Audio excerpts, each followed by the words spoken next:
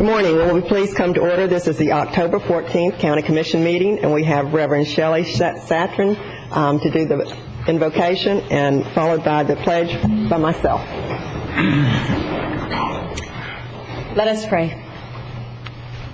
Lord God, creator of all, each morning, each day brings newness. We thank you for this day. We thank you for this corner of creation we are privileged to live in. We thank you for all those gathered in this room and for their care for this place and their desire to preserve and better this place.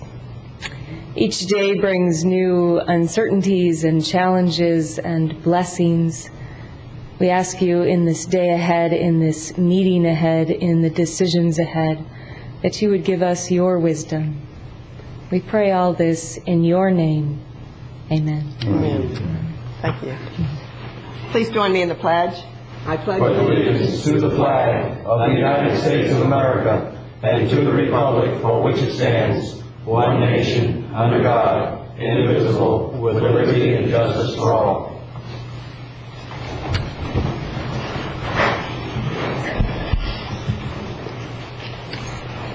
There's our screen here.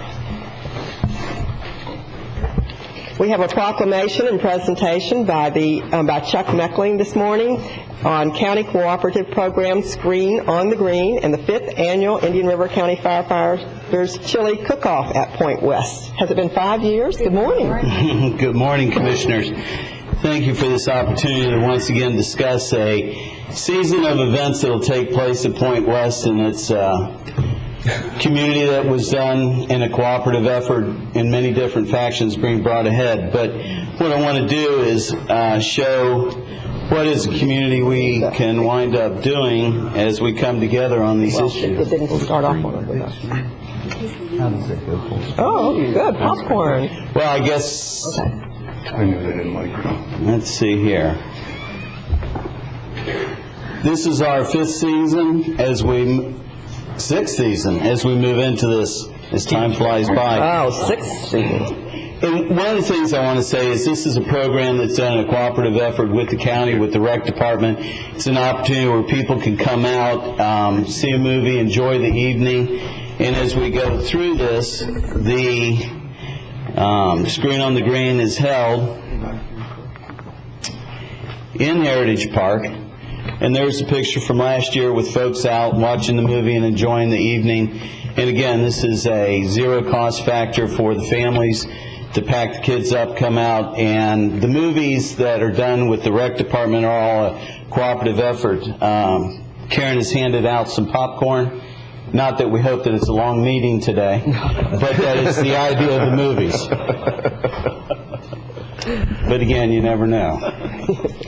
Also, what will happen this year is in Heritage Park, and so we have Winterfest there, but we will have the Chili Cook-Off, a cooperative effort with the firefighters, and that'll be held there. And what I'd like to do is bring Lieutenant Dangerfield up, and he can discuss the Chili Cook-Off. Hello, David Dangerfield, member of Indian River County Fire Department. All right, pleasure to be standing up here in front of you. Nervous, but a pleasure. Oh, yeah. Chuck, I appreciate it. This year we're changing out to Point West. And want to say thank you very much to Chuck and Karen for allowing us the opportunity to move out to Point West. With the issues with Humiston Beach and Bureau, we had to, at that point, change it to another venue, and they stepped right up and allowed us to come out. Beautiful venue at Point West. This year, it's October 25th. It will be, you'll be noticing the Press Journal's Clear Channel is also doing a star search that local celebrities or individuals that would like to be a celebrity. We have our own Wesley. There you go. So it allows you the opportunity to come out. That'll start, the star search is 7 to 8:45. The Chili Cook-Off itself will start with the kids area. Starts at 3 o'clock, and then the chili tasting starts at 5:30. We want to also offer to the community. I know in the times that times are tough, we want to offer to the community. This event's a free event. If you want to come, you can come. The parking's free. come to the event, watch the awesome entertainment. That's free. Throw a lawn chair out or a towel out, whatever you want. That's free. The event itself is $5 for wristbands for unlimited chili tasting, and that's for our local businesses, individuals, such forth. And then also for the kids, we've got bounce houses, numerous bounce houses that for the children can come out for a $5 wristband as well. They can have unlimited time while the parents enjoy themselves, socialize. And any questions? Just a few comments. Yes, sir. Just also you'll be selling hot sauce. At the different, I had the opportunity to purchase some of the hot sauce, and you'll be able to sample it before you buy it. And they have really competitions with the hot sauce. That was quite. If you're a hot sauce connoisseur and enjoy things kind of spicy, this is your opportunity to enjoy it. I want to say thank you, Karen. Awesome job of making the items there for the giveaway. Yeah, absolutely. So, well, excellent. I thank you. Look forward. Hope to see you there. Tell us where the proceeds go. I'm sorry. This year, years past, we've always given the proceeds to one organization. This year, rather than giving one lump sum to one organization, this one will go to still Child Care Resources, the Boys and Girls Club, Youth Volunteer Corps is another one. We're going to be dividing the proceeds up.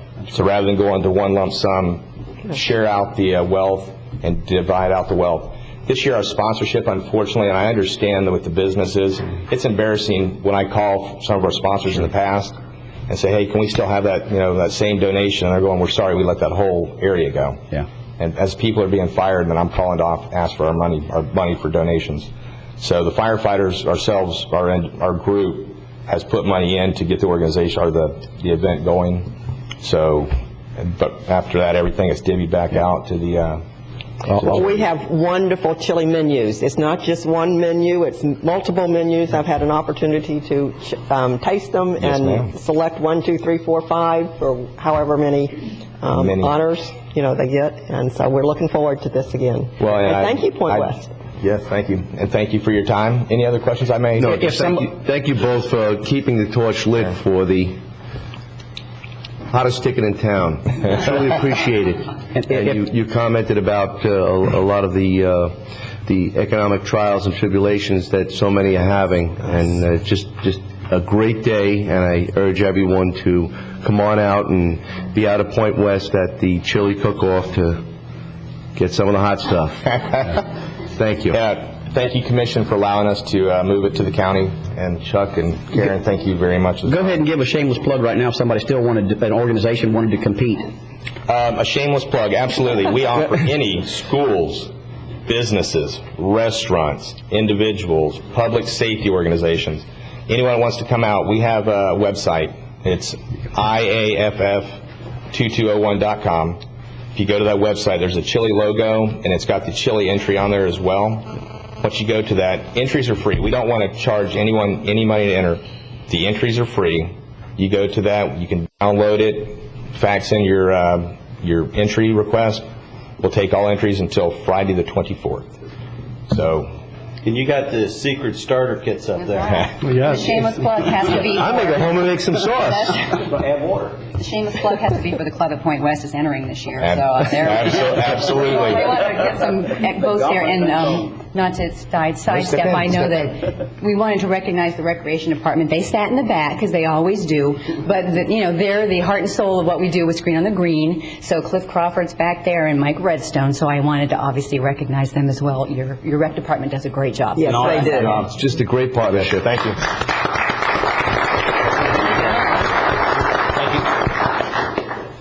Okay, we have the approval of minutes from the September the 3rd budget hearing. Move to approve as printed, Madam Chair. May I have a second? Second. All those in favor? Aye. Information items, we have none today. Consent agenda, anyone like to pull anything? I'll second. All those in favor? Aye. Passes, great. Moving on to public hearings. We have one public hearing this morning. Rowell Acquisition Group LLC's request to rezone approximately 585.57 acres from A1 Ag 1 up to 1.5 acres, RS3 residential single family up to 3 units per acre, REM3 residential multifamily up to 3 units per acre, REM6 residential multifamily up to 6 units per acre, REM8 residential multifamily up to 8 units per acre, Conservation District to plan development traditional neighborhood design, PD, TND, and obtain conceptual plan development plan approval for the project to be known as Liberty Park. Memorandum dated September the 20th. This is legislative. Good morning, staff. Good morning. Madam Chair? Yes. We have a few public discussion items, and they appear to be brief as well. I've already read this, and we're already in this. That should have been done earlier. We've already adopted. We're moving. I hope this won't be very long. Go ahead. Okay. I can't make any promises. Stan Bowling, County Planning Director. I'd like to go ahead and get into the PowerPoint and give some background on this particular project. It's been in the works for quite some time. Liberty Park TND, Traditional Neighborhood Design. This is a rezoning and conceptual PD plan approval. And one item that I wanted to stress at this point with respect to TND, this is not just a rezoning or plan development. Traditional neighborhood developments are specifically governed by policies in our comprehensive plan, and our comprehensive plan tries to accommodate and actually incentivize to get a developer to do this type of project. It's the type and form of development that we want to have in the county, and it's appropriate in some locations. Point West is our living example of a TND. It was approved under the same comp plan policies and LDRs as this particular proposal. We have another one that's entirely within the urban service area that's under process right now, traditional neighborhood development. A couple items in terms of the process. Where we are today is here at the hearing before the Board of County Commissioners for the plan development rezoning. It's been through staff review, Planning and Zoning Commission hearing with their recommendation to you all. The next step in the process, if it's approved, will be preliminary PD plans, and those will be reviewed by staff and the Planning and Zoning Commission. So there's a lot more detail beyond this particular step that you all are looking at, and a lot more reviews all the way down to permitting, and then eventually final plats that you all see. On this overall map, several things that I want to point out, and this is this particular map is in your packet. This shows the eastern area of the county, I-95, where my cursor is now, and US 1 here, north toward the top. And what this map shows clearly is the urban service area boundary. It's the dark line, the black line that runs along in this particular area, the western area of the county, agriculturally designated property outside of it, and inside of it residential and commercial property. The commercial properties being in red here, residential being in orange and in yellow. This, like the Point West project, is one of the traditional neighborhood design project sites that has property inside and outside of the urban service area.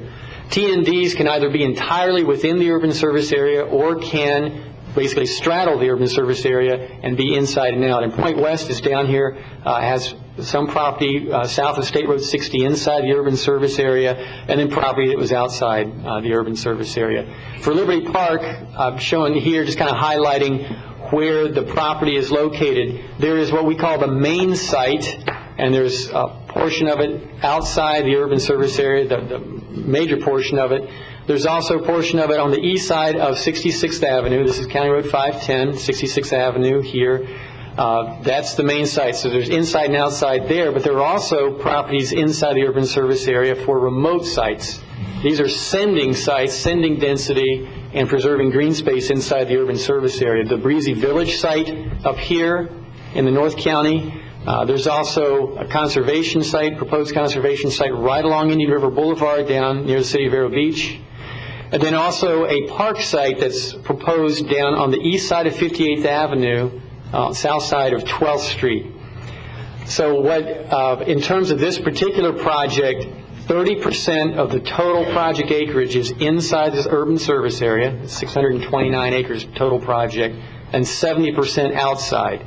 Just to give you a little bit of comparison with Point West, there was 16% of Point West project area was inside the urban service area, 84% outside.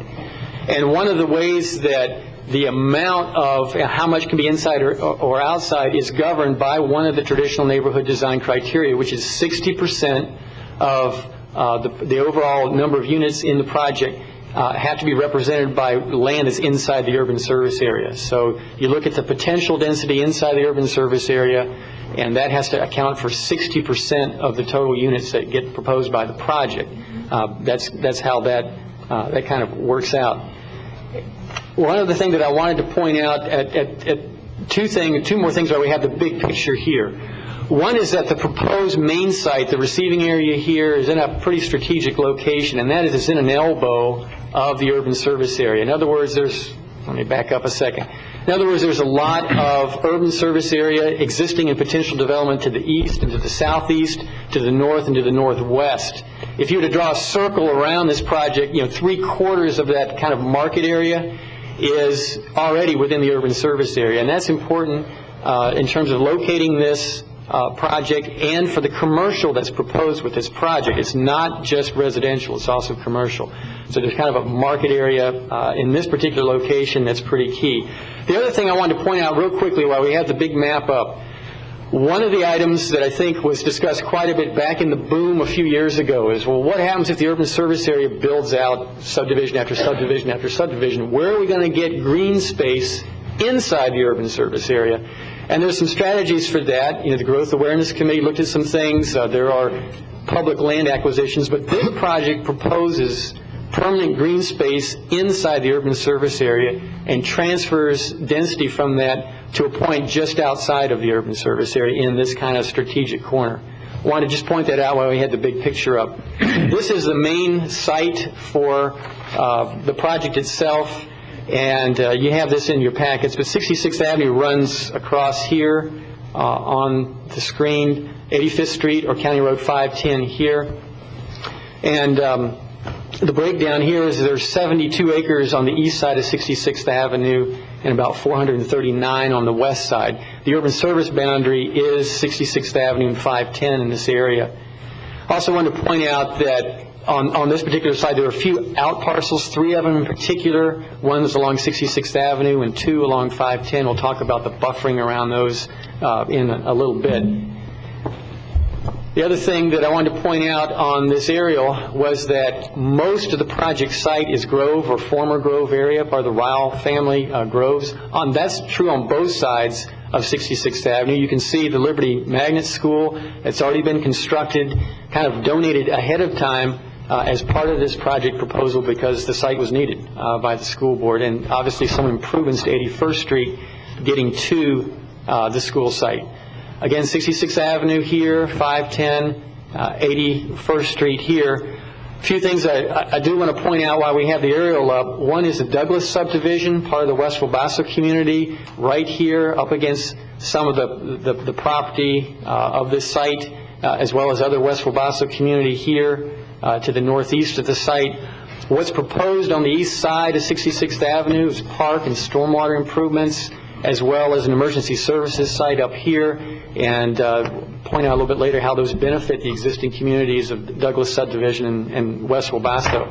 The other thing I wanted to point out while we have the big slide up is you can see off to the west of this site is part of the South Prong of the St. Sebastian River, part of the Sebastian Greenway concept. And the county owns a couple of parcels in this area, these two here. And one of the benefits of the project is to provide public access, and this has been discussed quite a bit in our EAR process, to get to that greenway. I just want to point out on the aerial where that is. The first remote site that I wanted to speak of where density is being transferred from is the Breezy Village Conservation Site, a little over 40 acres. You can see from this map that is up against Sebastian Highlands and also the Breezy Village Mobile Home Subdivision. From the aerial, you can see the development that is around it, and also you can see that probably a good half of the site is wetlands in this area. The other is upland area, and what's proposed with this project is to conserve the entire site. So you've got this green area, both uplands and wetlands, in this kind of developed area of the North County. While I'm here, just want to point out that the county will get a conservation easement. The developer will own and maintain that particular site. The next site I want to discuss is on Indian River Boulevard as part of the project site. Staff's position is that, and the applicants agreed with this, these sites here, totaling over 56 acres, is estuarine wetlands. And so 1 unit per acre can be transferred off of this site to the project, the main site itself. This site is kind of a prominent location along Indian River Boulevard at 37th Street. Part of it is in the city of Vero Beach, and part of it is within the county. Either way, there'll be conservation easement to the county on the county site, and they'll be rezoned to 0 density, and the conservation easement to the county in the city of Vero Beach for 0 density on this site. This will also be privately owned and maintained. And here's an aerial of the site. You can kind of see the wetland nature of that particular site. That'll just basically take some rooftops off the boulevard. The last remote site is on the south side of 12th Street, east side of 58th Avenue, almost 19 acres. And this particular site is well suited for park and recreation uses. In fact, there's a comprehensive plan, a policy to have for the county to acquire some park area west of 43rd Avenue near State Road 60, and this actually fulfills that existing comprehensive plan policy. From the aerial, you can see how the site is situated. To the west of it is a large lateral canal and 4-lane highway, and then the First Church of God Church and Masters Academy School. To the north of it is an FP&L substation. To the east of it is an agricultural shrimp farm operation. And further to the northeast are some existing residences. The urban service boundary in this area is 58th Avenue. To the south is vacant residentially designated property. So in staff's view, this is a good site for park. Staff does differ with the Planning and Zoning Commission on only one item in the recommendation I want to point out while I had this aerial up. And that is, in staff's view, the county does not need to bind itself to passive park use. There could be some active recreation uses that would make sense in this area because it's not right up against existing residential, and because the county owns it, the county could operate it, shield lighting, control hours of operation, that sort of thing. Last item I wanted to point out about the site is that a 5-acre portion of the site could be used also for some sort of community uses, like a community center or public uses, as well as or for park uses. This is kind of the big overall picture. You all have a color version of this in your packet.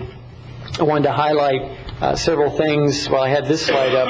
Again, 66th Avenue here, 85th Street or 510 here.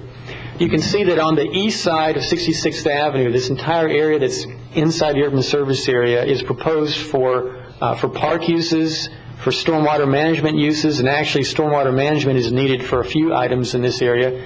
The County Road 510 project, possibly some 66th Avenue, but also some improvements to the existing drainage situation here in the Douglas subdivision. There's connections to these park sites and the playfield areas that are represented here.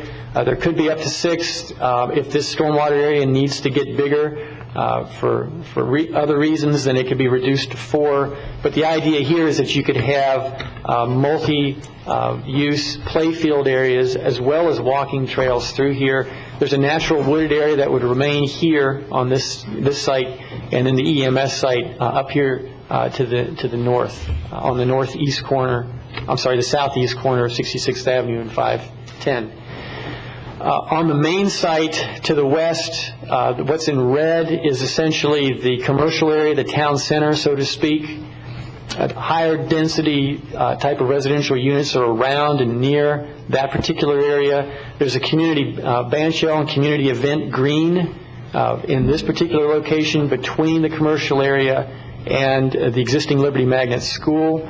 We've seen with Point West just an excellent example of community event sites and how they can be used, and that's the idea here. Also want to point out, along County Road 510, a large bit of the frontage here is proposed for community park, which will be accessible by the public. All of the streets that are shown here in this grid of streets would be accessible by the public.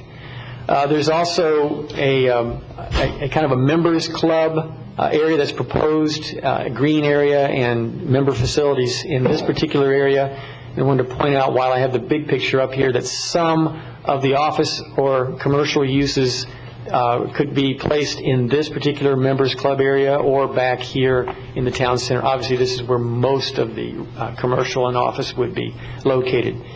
The other things I want to point out, just to orient you, is very important. One is 74th Avenue is proposed to be extended. It's on the thoroughfare plan and come through this particular area. Access to the Sebastian River Greenway would be in this particular location, a small parking area, and then walking trail off to the northwest edge of the site. 81st Street, which right now comes off of 66th Avenue and goes to Liberty Magnet School, would be extended, and again, it would be a public road that would come over to 74th Avenue with potential to go further in the future. Key point here on the slide is Power Line Road, 70th Avenue, coming down from Sebastian Highlands to 510 here, and actually now coming through the site and accessing all the way down to the southern end. So that's some of the big picture grid pattern that's on this plan. Some of the ideas that I wanted to express. With respect to greenbelt areas, you can see they're either stormwater or park or greenbelt areas around a lot of the edges of this particular project. And there's some pretty intensive street trees that are proposed in separation distances along some of these other areas of the greenbelt itself. In terms of the actual residential units that are proposed with this project, PD, there's a variety project with the types of units and the setbacks. There's flexibility that's needed with the types of units, but generally along certain edges you're going to have the larger lots, which are even larger than RS3 size lots, and then the smaller kind of garden home or town or city lots. So there'll be some multifamily as well as single family in this particular area. And in the staff report we have a lot of the information on the different size lots. If you go back and kind of compare where you have the lower densities, you have those in the kind of next to the larger lots, lower density next to the agricultural areas here, and the higher density toward the activity areas. It's just kind of a basic rule of thumb, and in staff's opinion, that's an appropriate way to do that. So there's a mix of residential types as well as commercial with this project.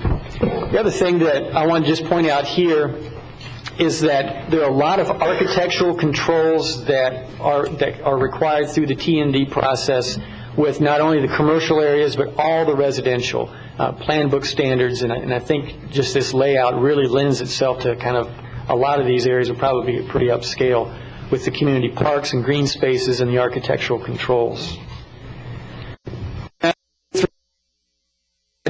There are 3 phases that are proposed, and this project in staff's view is probably a good 15 to 25 year project, given that there's 913 units and there's commercial development as well.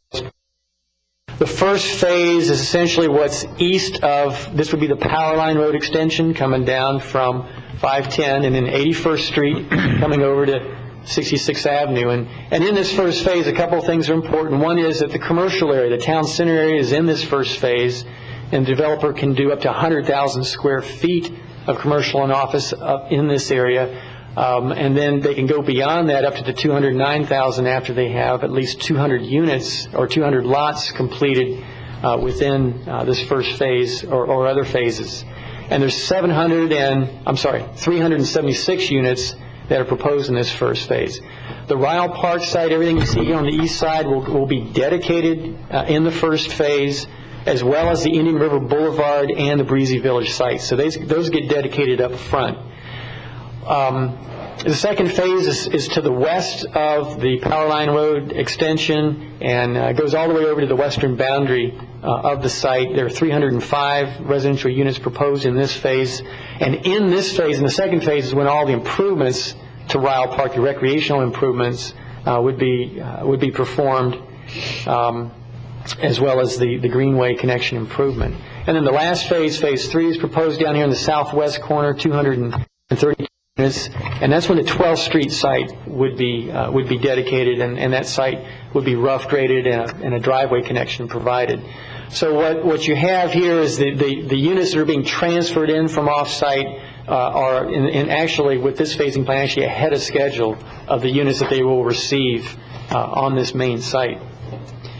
The buffer and pedestrian plan, a few things that I did want to point out. Along all of the proposed, the local streets and the main streets in this project and along the town center, there are sidewalks on both sides of the streets. But in addition to that is a pretty complex and well thought out pedestrian plan and trail system, as well as potential bus stop areas have been identified already in this conceptual plan, all the way from Ryle Park along different streets, getting into the and connecting with the school site, along some of the major roadways, and then eventually out to the Sebastian Greenway. Also wanted to point out that as the phases that we just showed you are done, certain roadways will be extended, power line road extended as the phase that it's in is done. 81st Street extended, 74th Avenue extended. Some of those main grid roads would be improved at those times. Traffic circulation plan, it's kind of nice that they did this in color because there's so many different types of streets that are proposed, and it's kind of a hierarchy that's showing the modified grid. Many of these streets have parking in key locations, either near parks or community spaces, or up near the band shell or event place, and up near the town center area itself. So there's on-street parking as well as street tree program that's proposed. A lot of the units in this project will be accessed by rear lanes or alleys. They'll front on a street, but the actual access will be behind the home, so there won't be a lot of driveway cuts along these streets, and no driveway cuts along any of the major roadways that will be going through the project. Again, one of the keys here is that there's an extended grid system and a modified grid system here that's proposed.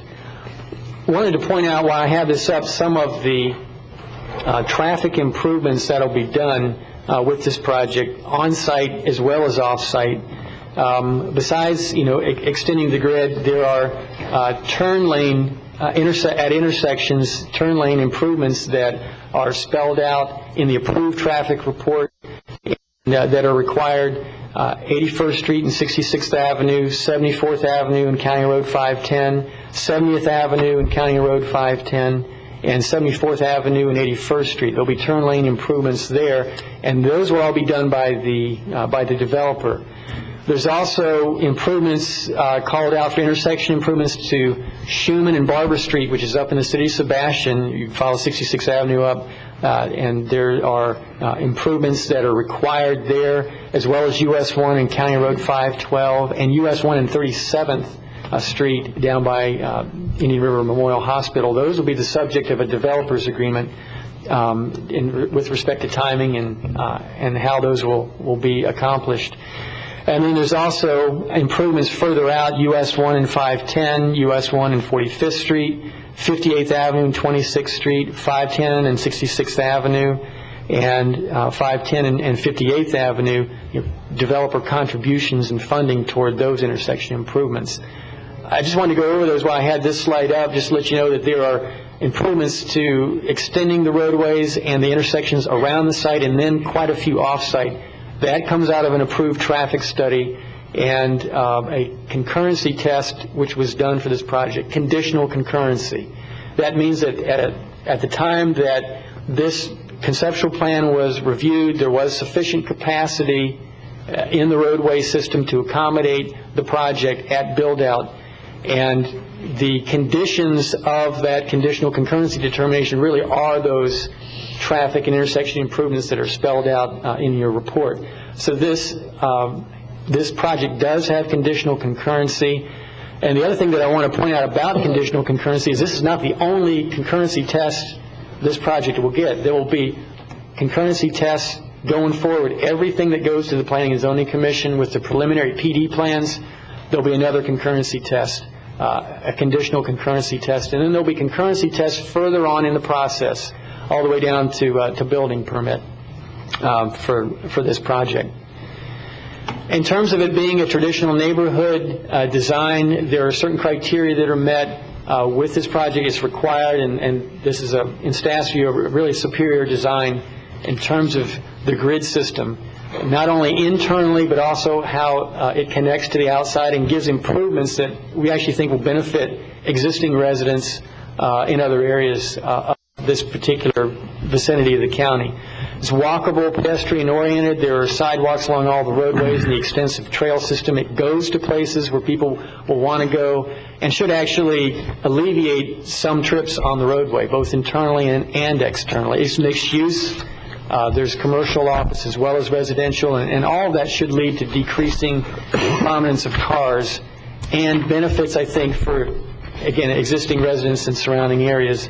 The other thing I did want to just emphasize at this point, again, is that there are aesthetic controls that you get with a T&D, and it's true with this project, all the way down to residential and commercial. Some of the improvements dedicated with this project, the Liberty Park School has already been dedicated, and there were some upgraded improvements the developer provided. Right-of-way dedications for 66th Avenue, 70th Avenue, 81st Street, and 85th Street, County Road 510. Right-of-way dedications free, without compensation. Don't hear that much these days, but that's part of the benefits. And then paving, extending some of that grid in this particular area of the county.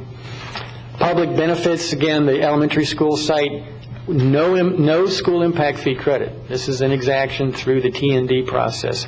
County Park, Ryle Park, as well as the other parks in the project that are accessible by the public, and the 12th Street Park. Part of the 12th Street Park site would be available for public use. The Indian River Boulevard Conservation Area, Breezy Village Conservation Area, and the Emergency Services Public Use Site up there at 66th Avenue and 510. There's also other right-of-way dedications, again done without compensation, street paving and extensions, improvements to the Douglas subdivision, drainage, and pedestrian improvements so that you can get from Douglas subdivision to Ryle Park when it's developed. Off-street sidewalks along 510, again, will help, give some pedestrian opportunities to the West Wabasso community and extension of the county grid. The Planning and Zoning Commission meeting on this project was held at the end of March. Earlier this year, they voted 5-10 to recommend approval with conditions.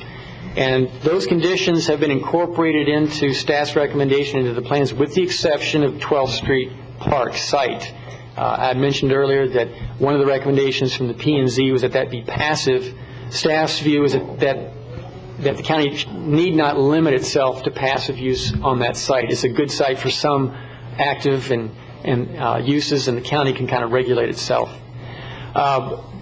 Also, the P&Z wanted the Indian River Boulevard conservation sites to be dedicated up front in the first phase. That's done.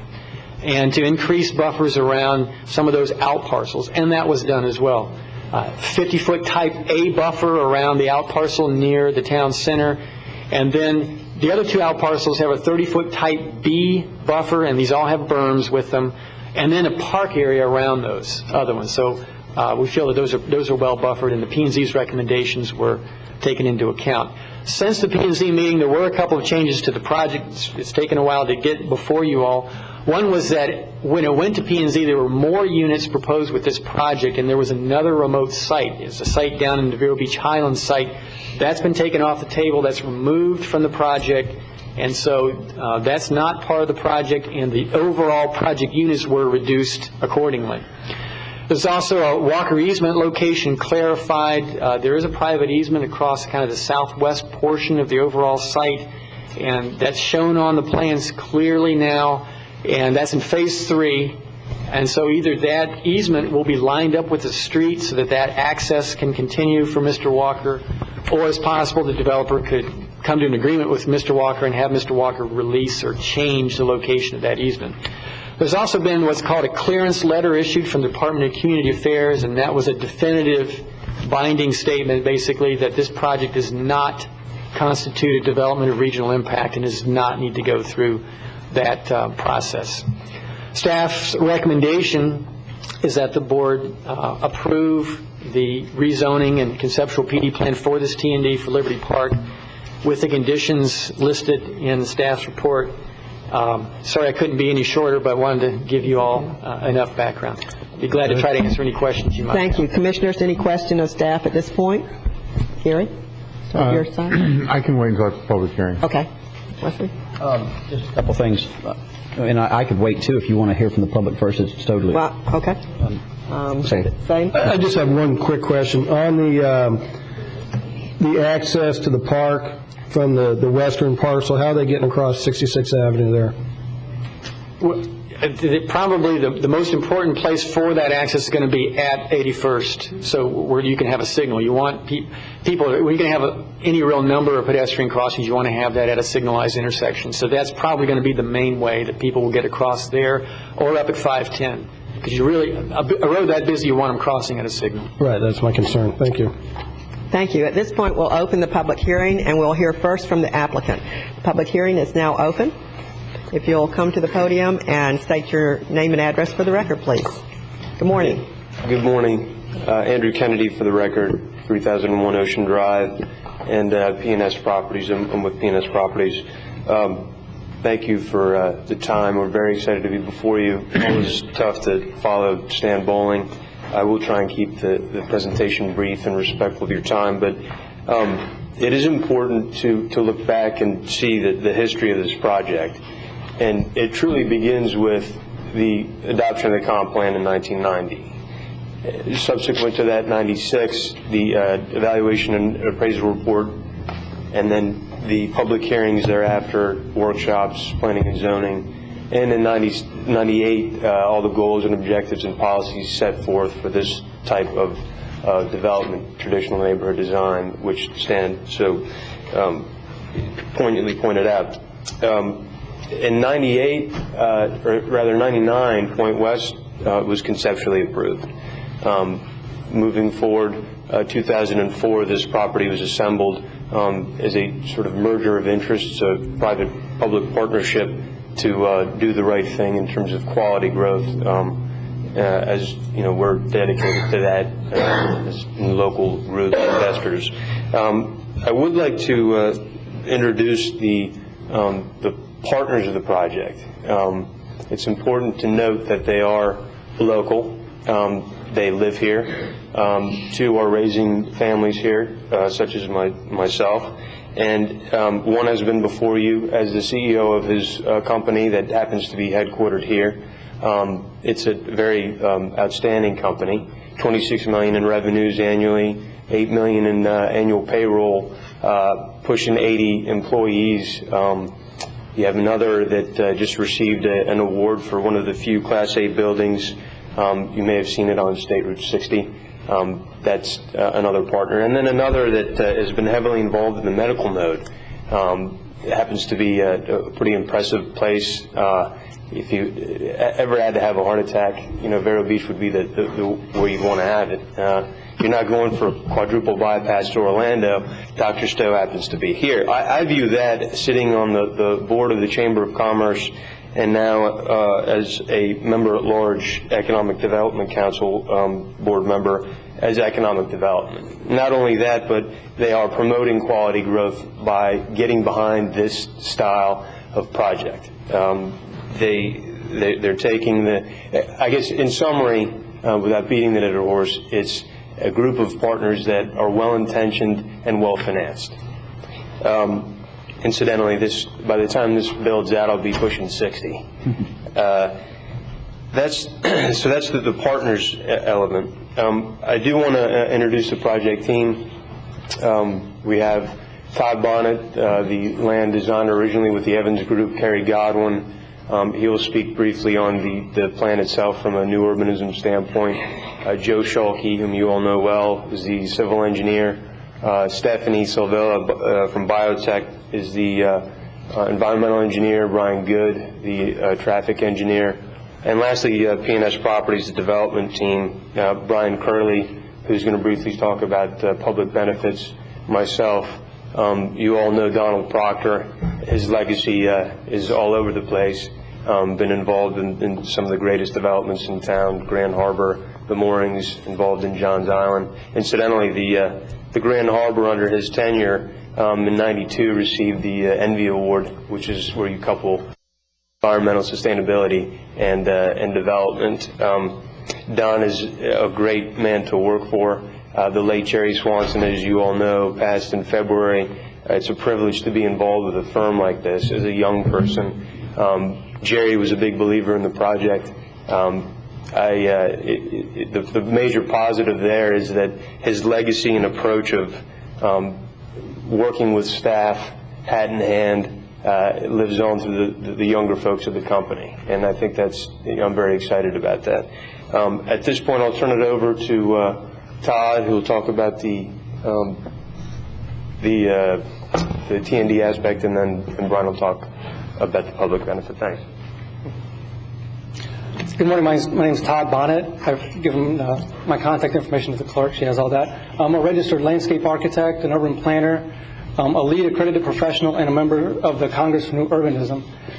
We've been involved with this project for nearly 5 years. I can remember 5 years ago we kind of went out and started kicking the dirt on this project just to kind of get the sense of where it was within the county and how it really wanted to be assembled. I'd like to say thank you to staff for their considerable efforts and cooperation throughout the development of this plan. It was with their effort and some of their foresight in bringing the issues to the table and being proactive as to how to solve those. I think it was really beneficial to the outcome of the overall plan. I'd like to address just some of the basic elements of new urbanism and how it relates to traditional neighborhood design that can be found within the master plan.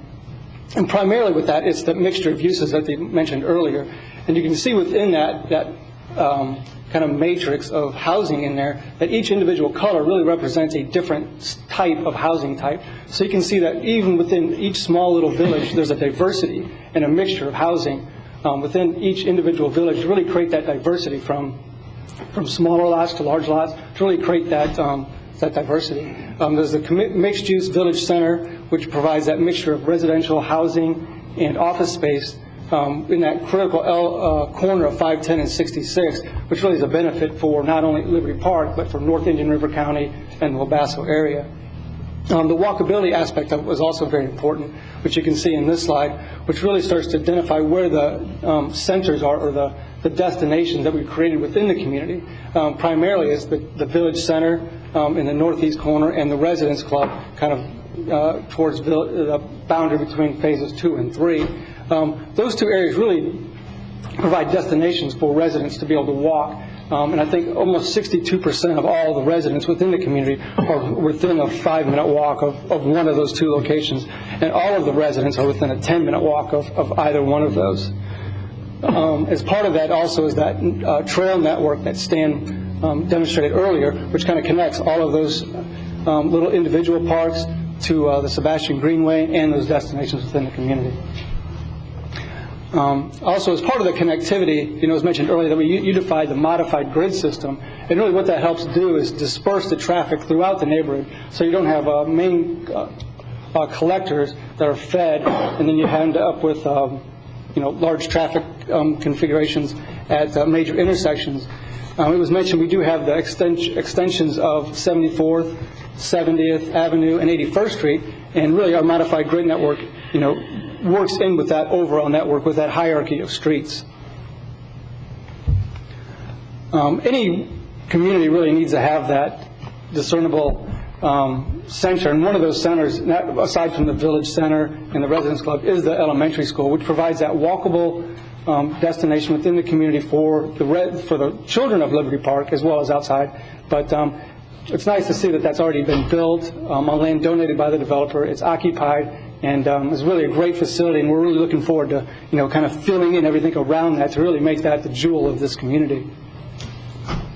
The Village Center, as has been noted, occupies that primary corner up at 510 and 66, which provides that mixture of uses, a little bit higher density adjacent to that, and that mixture of uses kind of stacked, utilizing some of the policies of 18.1 and utilizing that those guidelines that are set forth with the reduced setbacks and the build to lines, really creating that pedestrian mall to some degree with the mixture of uses of residential above office and retail space, and really serves as part of reducing the traffic outside of the community, because everyone within the community has the ability to really fulfill their daily needs on a daily basis. The community band shell is kind of providing that link between the village center and the residential neighborhoods, and it also is adjacent to the school site, kind of as an overflow for the school site for bigger events. But in addition to that, it also serves as a real cultural center for the Wabasso area. I was thinking earlier when Chuck was mentioning the screen on the green, that's exactly the type of activities that we see taking place in this, whether it's art festivals and those type of things that can occur on this side of the county up in the Wabasso area. The green space plan, as you can see here, really starts to kind of demonstrate the predominance of the green space within the property. 34% of the total land area has been devoted to community green space, as opposed to where only 5% is actually required. But we thought it was important to really use the elements of the community parks and the little village parks to provide those centers for each individual village, as well as the large Independence Park, which is up on 510. We thought that was fairly important to provide that pastoral feel as you come into town along 510, which has been historically the nature of that drive. So really, as you're coming in, your first exposure to Liberty Park, as you're coming from the west, is that large green space in that park, with the home set quite a bit back looking into that space. I thank you for your time, and we look forward to moving forward with this. Thank you. Anyone else from? Yeah, well, I'm Brian Curley. I live at 4101 Ocean Drive in Vero Beach. Stan already went through a lot of the benefits of Liberty Park to the county and to the surrounding areas, so I'll try to go through this as quickly as I can and just put some numbers to it as well. Started off by the donation of over $12 million for land for schools. Liberty Magnus already up and running, future fire station, and parks and conservation areas. And, just to highlight again, as mentioned earlier, nearly $2 million was donated in land and improvements, and including ongoing maintenance for the up and running Liberty Park Magnet School, which is one of the best schools in the county right now. In addition to that, we have ball fields, landscaping, irrigation, which just benefits not only the school but also the surrounding area. There's going to be infrastructure improvements. Obviously, a major concern for the area is growing roads and things like that, and Liberty Park will be paying its way for that as well. Nearly $10 million to improve the streets that are adjacent and also with throughout the county. To kind of give a highlight, other infrastructure benefits to the surrounding area in the West Wabasso. There's going to be shopping, there's going to be pedestrian benefits, but there's also going to be drainage improvements to the area mentioned earlier by Stan, and in addition to increased property values. Now, two other things which I'd like to highlight are, one, there's going to be a sidewalk along 510 that's going to connect the existing Douglas subdivision in West Wabasso to the commercial area. In addition to that, Liberty Park wants to become part of the West Wabasso community. Also, by doing that, we can add. We're going to be adding a walking park to connect the Rael Park to the Douglas subdivision. Other benefits, it's kind of hard to put a value on, the 40 miles of walking paths, 10 miles of biking parks, biking paths. Excuse me. These things are really greatly enhance the county and the area, and we want to highlight those. And in addition, because of all the building and all the commercial that's going to be going in the area, we're also going to be adding an enormous amount of employment opportunities. Just talking again about Rael Park, that is 68 acres of park and improvements. We really like to highlight that for you. In total, to put more numbers on it, there's going to be 238 acres of public dedication, through, the simple things such as right-of-way purchases, but also in the conservation areas, the schools, parks, EMS, and that's just a number that the developers and the owners are very proud of. And when you add together all these things that I kind of discussed with the donated lands, the impact fees, which because Liberty Park's paying its own way, and in addition to the infrastructure dedications, the developers are going to be paying over $37 million. And it's totally for the public benefit. And I'd like to hand it back to Andrew Kennedy. Madam Chair, I'll conclude real quickly, but Back in March of this year, I had the pleasure of going to a lecture on sprawl, and it was by one Professor Bruce Stevenson. And after that, he really advocated the counter to sprawl is this exact type of development. He was supposed to be here, had a last-minute conflict, but I reached out to him. He's seen Point West. I've taken him around to the remote sites, and he's got a 1,000-word overview, which I will not read, but I do want to take a couple excerpts, and then I'll give it to the clerk for public record. He states, by the way, he's started the Environmental and Growth Management Studies program, fully tenured professor at Rollins College, multiple books written. Visions of Eden, just for the record, is very good at traces St. Pete's development. The real estate market will rebound, but past assumptions will be reformed in a manner not unlike the restructuring of our financial institutions. New neighborhoods will be built, but they will be more efficient and better long-term investments. They will be more pedestrian-oriented, integrate civic and commercial uses, and provide a mixed use of housing types. The Treasure Coast Regional Planning Council, a national leader in promoting more sustainable suburban forms, has supported Liberty Park, and this speaks volumes. The county planning staff has done the same, and as a former county planner, Pinellas County, I would not put my name to this letter without the approval of such respected professional staffs. Finally, this project is unique, utilizing a transfer of development rights clause to build outside the urban service boundary. Transfer of development rights are often discussed, but seldom implemented. You have before you a model case that will allow Indian River County to accrue benefits it would not otherwise have realized. Liberty Park's design focuses on a key civic building, the Liberty Magnet School. It will create an environment where children will be able to pursue their education and a healthy lifestyle in tandem. Liberty Park is based on a design that has been tested by history and offers our best hope for a sustainable future. For Indian River County desperately needs model developments that will be sustainable as they are attractive. And thank you for your time. Thank you. At this point, Commissioners will continue to have the public hearing and open it up to the public. If anyone has anything to say, please come to the podiums. We have two. And state your name and address for the record, please. Good morning.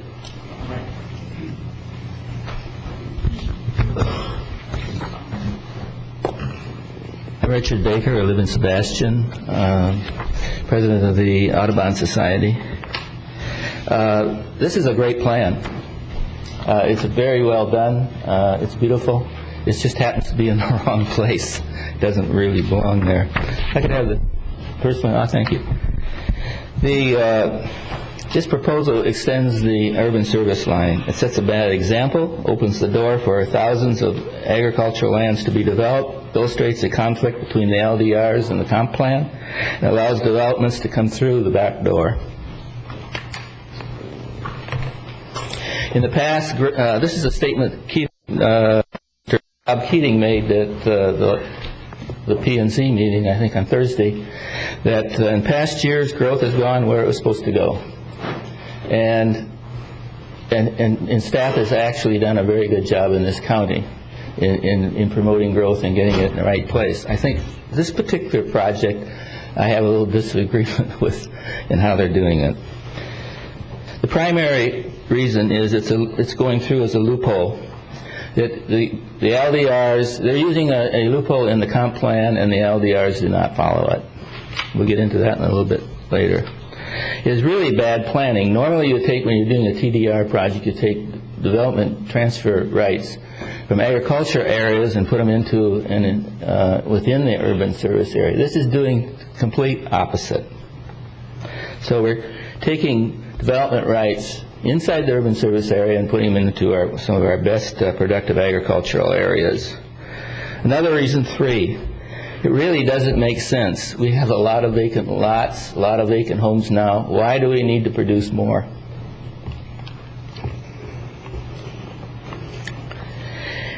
Reason 4, not recommended by the Governor's Committee. They recommend urban growth boundaries, which control curb sprawl, protect open spaces, encourage compact and cost-effective development patterns, and promotes redevelopment, which is we need in this county. Reason number 5, and I forgot to bring it up here.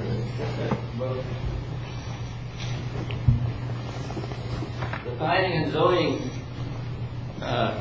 Commission has been working on this, the Indian River County Evaluation and Appraisal Report related to the Comprehensive Land Program, and we passed it last Thursday night. And you're going to be getting a copy of this thing shortly if you haven't gotten it already. And this is up to date as of September 30th, 2008. And it really says in here, this is not to develop beyond the urban service area. If we could have the first slide, please. On page 30 of this document, Stan, did you move it? It says in this document on page 30, development in the urban service area. At this time, significant development potential still exists within the unincorporated county urban service area. In addition to the 10,098 vacant lots in existing plotted subdivisions, there are approximately 9,861 acres of undeveloped residential land. Because more land is already designated for residential use than will be needed in 2030, sufficient land is available to accommodate the county's projected 2030 growth population. These are quotes. No additional residential land and no density increases are needed. On page 33, next slide please.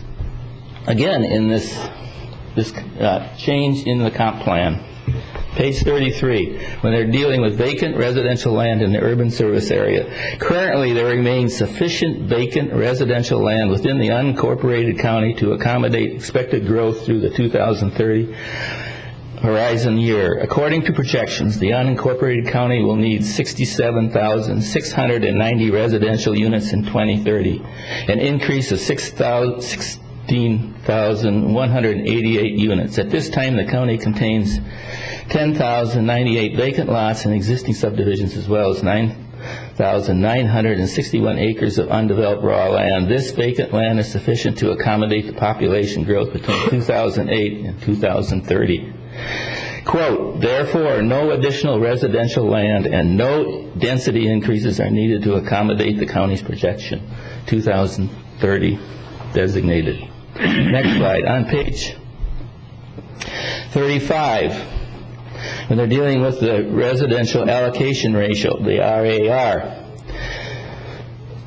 and I don't want to read this thing through, but the bottom line of that, and this is a quote, no new areas are needed to be designated for residential development and no density increases are needed in areas already residentially designated. Next slide, please. Page 41, 42, same document. Commercial and industrial, this is under the commercial industrial development. Estimate of future need. Currently, the county has an adequate supply of commercial industrial designated land on its future land use map to accommodate projected 2030 demand. Quote, even with expected growth, the county will have an excess of 1,900 acres of commercial industrial designated lands by the year 2030. Next slide. Page 53, when they're talking about the transfer of development rights. The bottom line of this was agriculturally designated land is specifically excluded from being receiving site for the transfer of development rights. This is in your plan that you're going to be looking at, written by our county staff. What, 3 or 4 years spent on this thing. Next slide, please.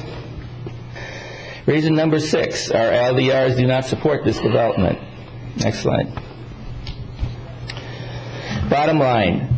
No, however, this is, if you can pull it, yeah, well, it's LDR section 915.08. Bottom line of this is, however, no density transfer or density bonus can be applied to any residential development of a site or a portion of a site designated as agricultural on the comprehensive land use map. So actually, our existing LDR says we should not be doing this. Next slide. LDR section 915.13 residential use standards. Bottom line, the density of the project shall not exceed the maximum density of the ag land use designation. No density transfers from off-site lands and no density bonuses shall be permitted within the PD projects in ag designated lands. Is what the LDRs say today. Next slide, please. Reason 7, sets a bad example for future new villages. And you're all probably going out to have chili out at Point West. And that was brought up, as Mr. Bowling has mentioned, as the new neighborhood traditional urbanism. But we just passed through the P&Z, and I think it came through the commission. But now they're going to put gated communities in that supposedly new neighborhood traditional urbanism. And this project is supposed to be done within 2030. So things can change. Next slide. Reason number 8. Finally, to show you a few pictures why this is not needed and why each commissioner, all of you should vote no to this. Next slide. This is the Royal Groves today. I took this picture yesterday, actually. It's kind of raining. It's a very productive agricultural area. It produces some of our best citrus in our county. Next slide. This is a development that Mr. Bruce Barquette will remember a few years ago, along 510, just down the road inside the urban service area. You can see there's not a house on this large development. This is across the street from the old Liberty Magnet School. Walking distance of that school, walking distance of the high school, walking distance of middle school. Next slide. It actually has a 4-way stop intersection in the center of this development. Next slide. It has sewer. It has water. I think the electricity is in. It's got a wall around it. Next slide. We do not need this Liberty Park developed now. Maybe after 2030, it's probably a good idea. We'll start moving into the unincorporated county that's outside the urban service area. But this sets really a dangerous precedent for unwanted, unneeded development outside our boundary area that burdens taxpayers and our natural resources. I recommend to you that we establish guidelines for transferring development rights to and from urban service area, and then to visit all these loopholes in the regulations at this time so we don't get things like this happening. Next slide. There's one other reason, is that all of you ran for election that you weren't going to build outside the urban service area. All of you did. And I think you owe it to the citizens to honor that commitment. Thank you. Thank you. Anyone else wishing to speak to this item? Yes, come to the podium.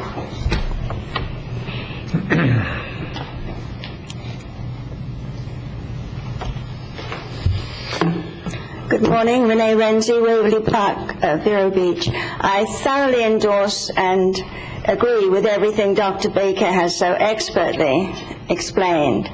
And further than that, I have two little niggly questions. This 12th Street Park, how many acres does that comprise? 18.9. Okay. I think that's a little pot sweetener that's totally inadequate. I can't say it has anything to do with Liberty Park. I use 12th Street all the time, and I just don't see any need for a park there. I think it's just a very mingy pot sweetener. And as far as Liberty Park Magnet School is concerned, as far as I know, that's already full. So if this went in, they'd have to build another school because Liberty Park School couldn't take their children. There was a big to-do, as you recall, about the original Liberty Park Magnet School being taken from the corner of 510, that big bend, and those children had to move. I mean, it's a whole mess with the Board of Education, and I just don't see any justification for opening that can of worms again. And beyond that, we just don't need it, do we? I think Point West, for all their good intentions, is failing. It was supposed to be a vibrant, bustling, self-centered community serving its residents without them having to go out on the highway. It's not achieved that goal yet. So how we can anticipate another similar goal in Liberty Park, I just don't see. So thanks for listening. Next. Please come to the podium. Yeah. Good morning. Morning. I'm Eugene Douglas, West Wabasa Civil League President, and I came to one of the presentations that Mr. Andrew gave at night about Liberty Park, and I was convinced then it was a good project, and he came to 1 hour meeting, and if they're going to benefit the people in West Wabasa community, we are for it, because we live for 510 for US 1 on to 512. That's where we live at. 58th Avenue to 66th Avenue. If they're going to help our grannies, because we had people, our fathers and our mothers had worked in Ryan Grove, some have lost their life, and they're going to benefit their seed, we are for it. If they're going to help our granny problems in Wabasa, we are for it. If we're going to have access to that park without people telling we can't come in, we can come freely and walk, because with the Environment Health Department, they have given us the idea that walking is good for us, and they have built us a walking trail in Wabasa. But our people like go to different walking trail. If we can't come there and walk, we are for it. And I came to represent West Wabasa Civil League, say Wabasa for Liberty Park. Thank you. Thank you. Next. Anyone else? Good morning. Good morning, Madam Chair, Commissioners. My name is Susan Thomason, 8275 105th Avenue, Vero Lake Estates, and I'm president of Vero Lake Estate Property Owners. We currently have approximately 2,300 single-family homes in Vero Lake Estates with a potential of 4,798.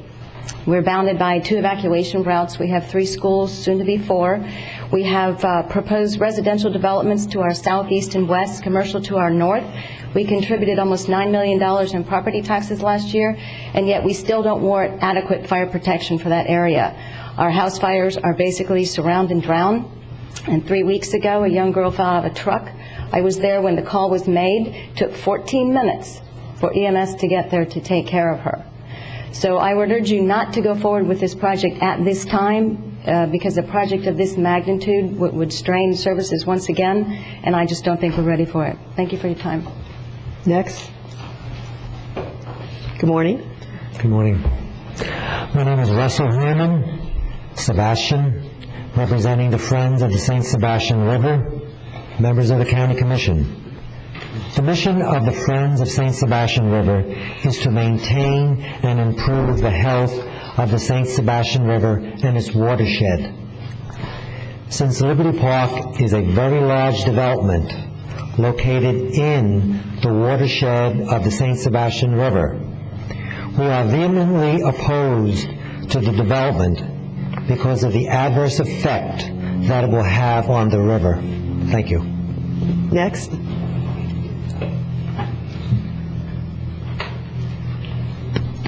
Jen Stripson, Vero Beach. I have a couple of problems with this. I think the main one is that it's currently zoned 1 unit per 5 acres, and that's roughly 80-some units that would go on this area with the way it's zoned now, and you're going up to 985 units. That's over a 10-fold increase.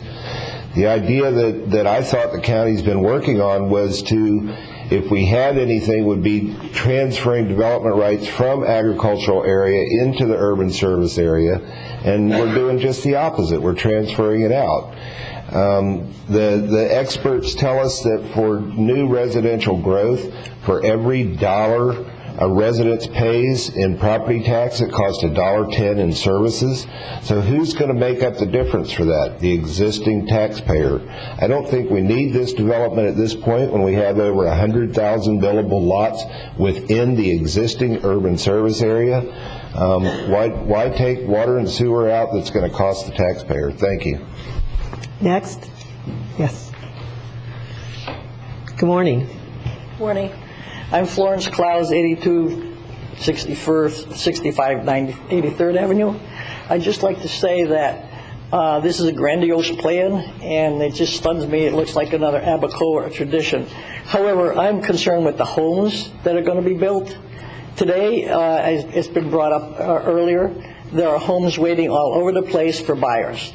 Vero Lake Estates has new homes in there and foreclosed homes in there standing waiting to be bought. The developments on 510 and the corner of 510 has been at a stall. The one on 58th Avenue has been, the Vastas development has been a stall, and you're expecting to put in another development with homes. Who's going to buy these homes? I think the most important part here is to consider who's going to be living in these places. Do we have enough people now to buy these homes? And do we all live in a concept of Grand Harbor? Thank you. Next. Good morning. Good morning, Commissioners. I'm Honey Manus. I live in the city of Vero Beach. Dr. Baker's presentation has been endorsed by the Board of Directors of the Indian River Neighborhood Association. We feel that this kind of development, well, first I'd like to congratulate our development community. They've done a fantastic job bringing forth this new plan of new urbanism. It's premature. The important part here is, and all these arguments that Dr. Baker presented, as I said, we endorse. The thing is, it's a loophole that allows this to go forward. And loopholes really fly in the face of good planning. That's been our position all along. Each one of you has said during your campaigns for election and during your sitting here on the commission that you will not breach the urban service line. This really is about your word and your honor. I'd like to suggest that you do the same thing that you did with the mining when it came up. You put a hold on it so you could examine it more carefully. You also did that with the cement plant in North County. When it came up, it was a loophole. You put it on hold so you could look at it more carefully. I think it's time that you should do that with this, and I thank you very much for your consideration. Next.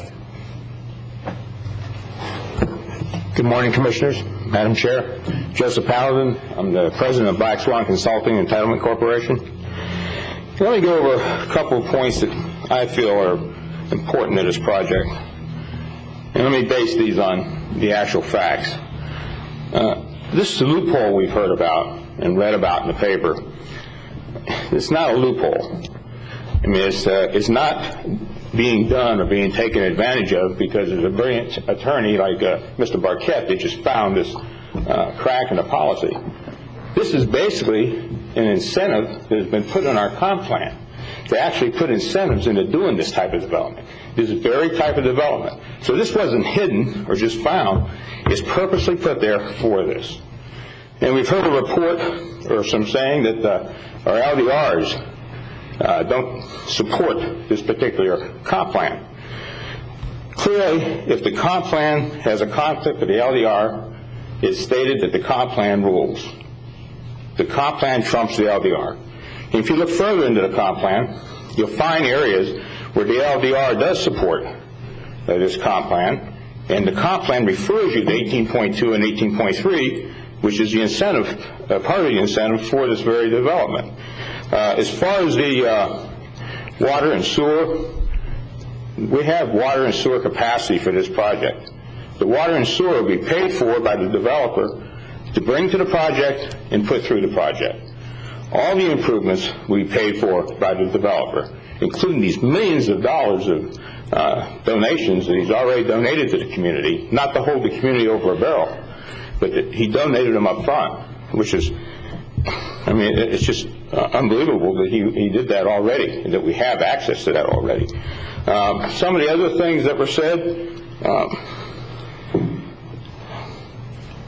it'd be nice to have the transfer of density from outside the urban service line into inside the urban service line. That'd be a great idea if you want RM30, RM40, RM50, if you want 12, 15-story buildings. There's no reason to transfer density rights from outside the urban service line to inside the urban service line because we're building out less than our capacity now. RS3, we get 1.8 to 2.2. RS6, we're lucky to get 3.5. On the RM factors, we can get full density, but there's no chance of getting more than that full density without increasing our heights. So there's no value to transfer the density rights from outside the urban service line to inside the urban service line. It sounds good, but it doesn't make sense. And another thing, the only way, and I don't like to get into the legal standpoint of anything because we do have attorneys here, they're a lot better at that than I am.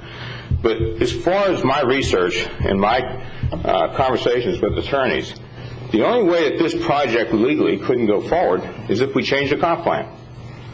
The only way that this project wouldn't legally qualify is if we did a comp plan change. Will, am I right on that? Or? I don't think so.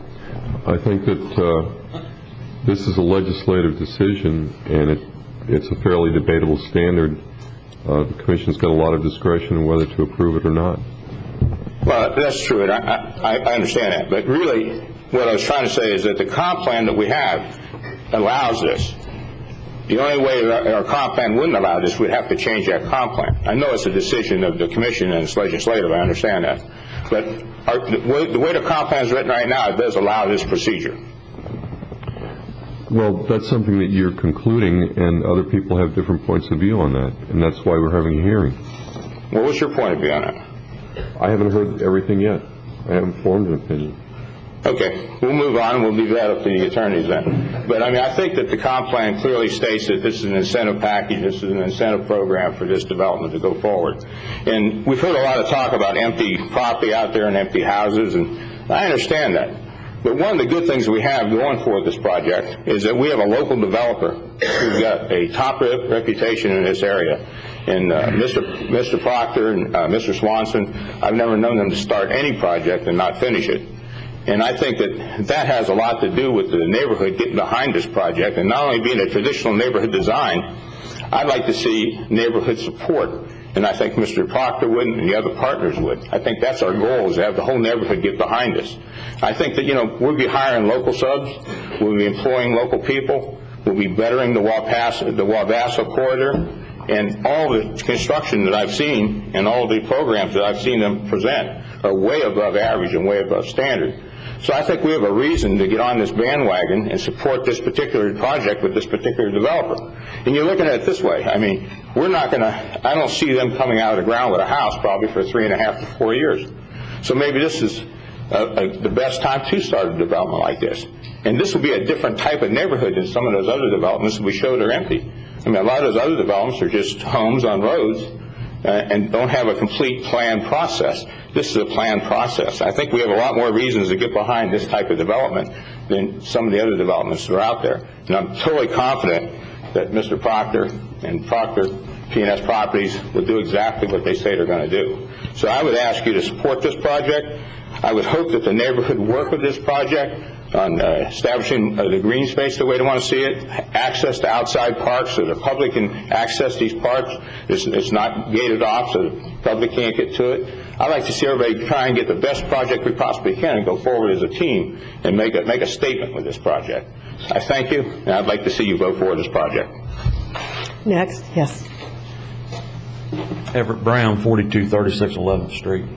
I know y'all have heard me speak before about our 43rd Avenue project, but I tell you, I can't believe that we have another development project in Indian River County coming before y'all. It's amazing.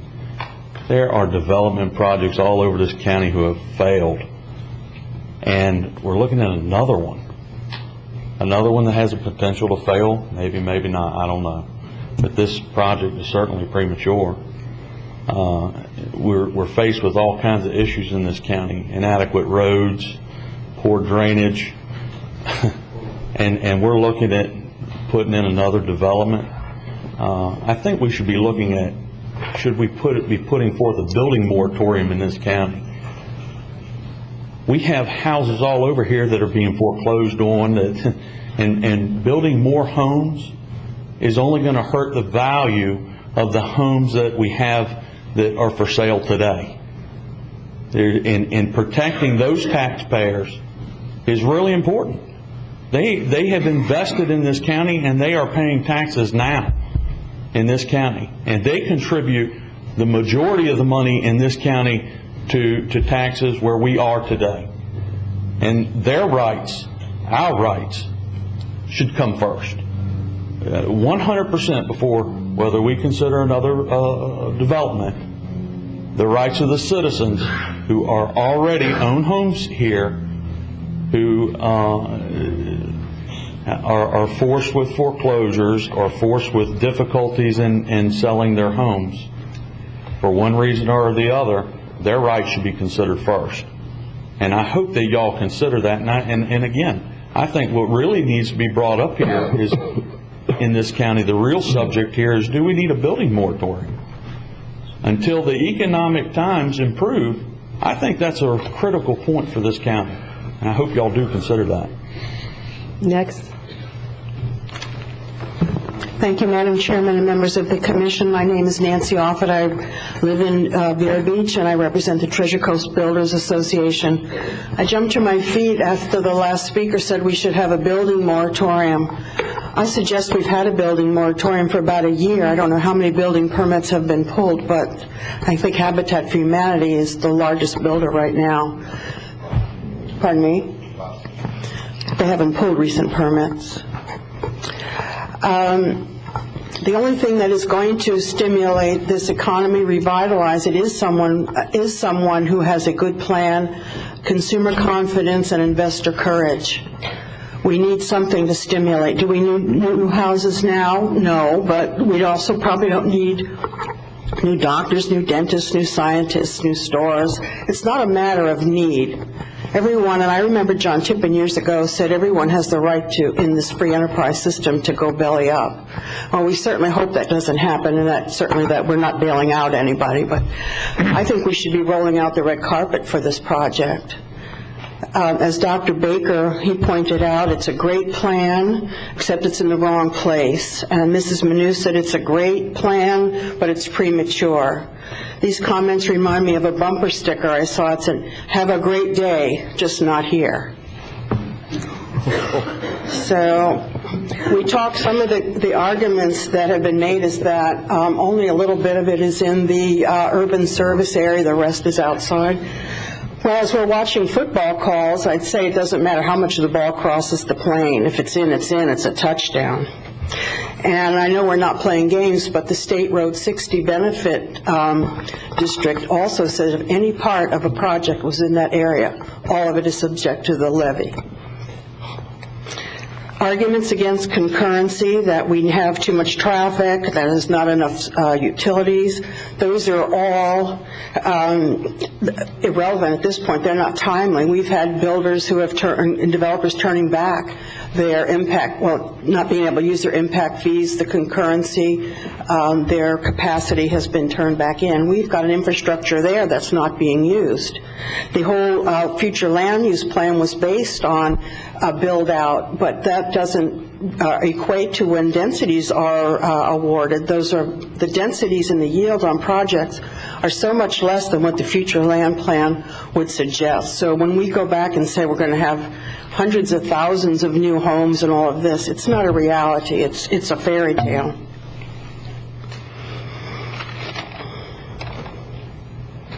I think a lot of Dr. Baker's comments on the ag was based, that he took out of context, was based from the ag PUD.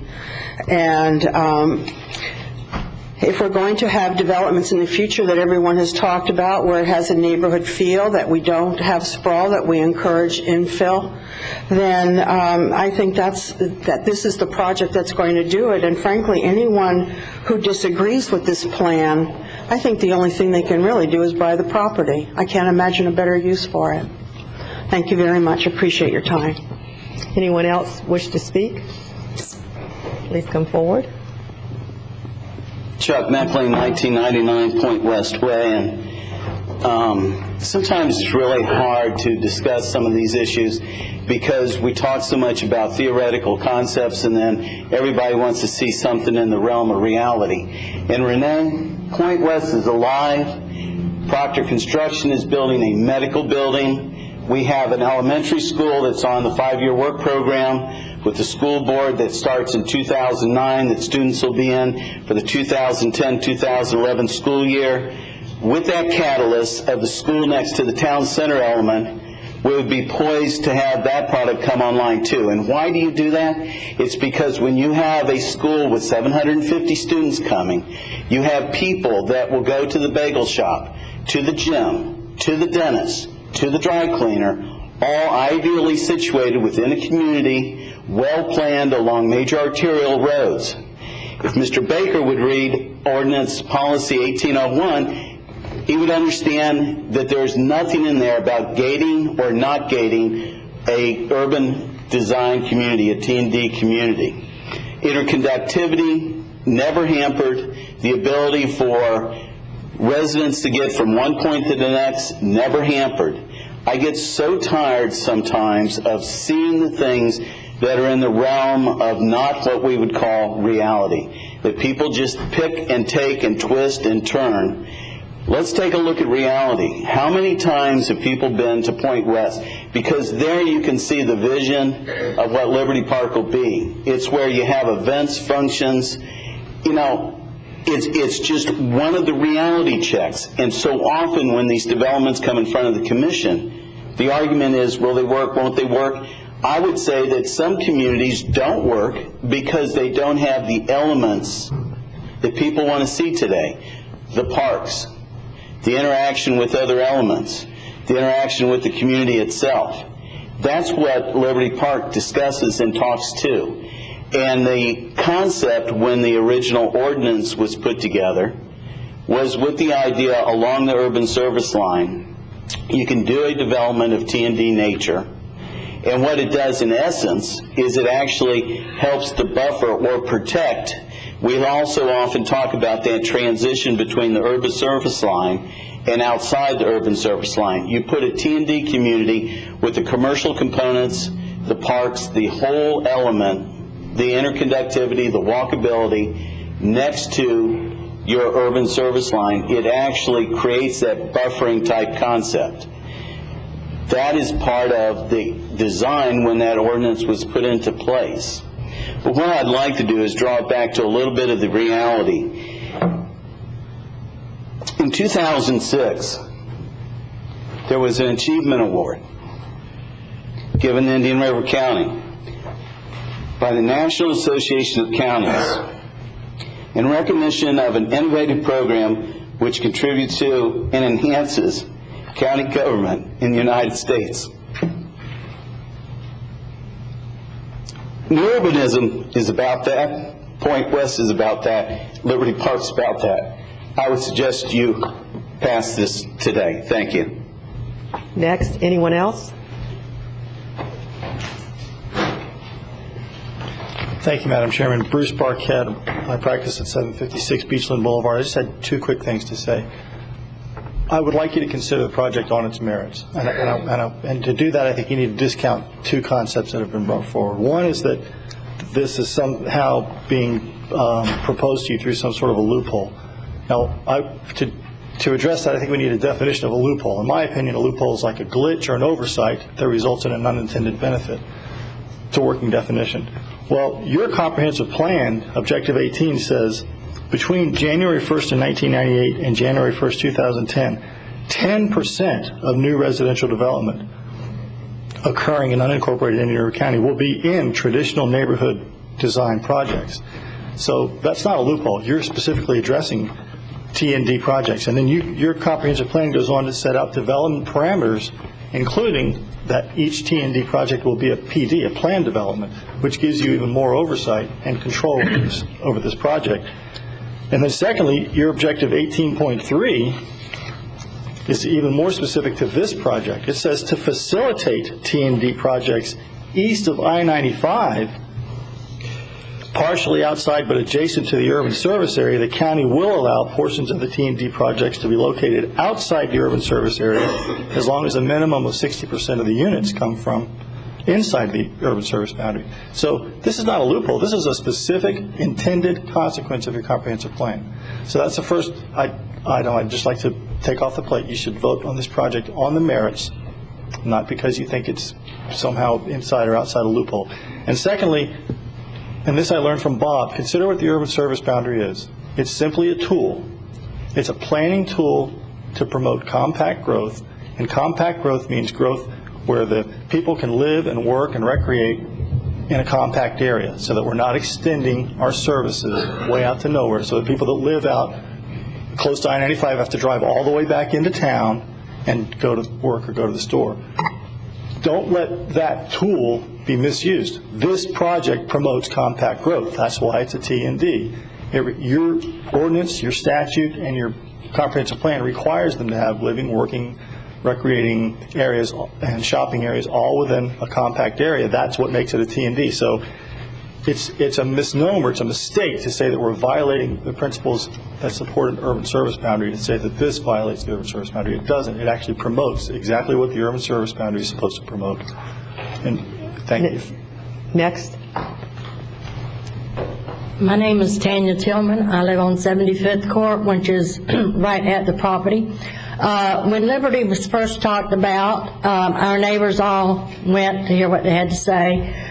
We have watched the developments come on 510, and basically we like the idea of Liberty because they were putting back into the community rather than just building streets and homes and infrastructure. They did put back into the community with the school. The parks, Balbassa would benefit from it, and the community itself would benefit from it. And this is giving back to the community. And a lot of developments have developed in Indian River County, and they're little around the wall or however you want to put it. That's what they contributed. They really didn't put the parks, and they didn't put the schools. And I do feel that, I know we are in a time of growth. Agriculture is going through some hard times right now. If you go along 520, when we moved out there, it was all groves. There was no school. There was no Disney. There was a lot of development has occurred since then. And agriculture, when you go now, that little strip of grove, they have kept it going because it is a working grove. But everything else in there, it's not a working grove. It's just trees with moss, and the pepper trees and all that are beginning to come through. So agriculture is at a hard time, and I don't know if they're looking for alternatives or what, but I do support the fact that I do like the idea that they are putting back to the community, and maybe this could be a good example, because the one across the street wanted more land or more houses per unit. They annexed. Then they got to do how they wanted to, but then they cleared the lot and that was it, or they cleared the groves and that was it. They didn't do any more.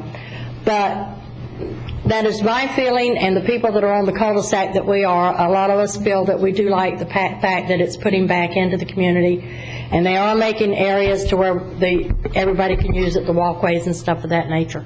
Thank you. Next. Ms. Tillman, was that Citrus Hideaway? Excuse me? Was that Citrus Hideaway cul-de-sac? Yes, it is. Thank you. Good morning. Jeff Thompson, Seville Avenue, Vero Beach. Wow, what a project. I tell you, it's amazing to look at something like this come forward.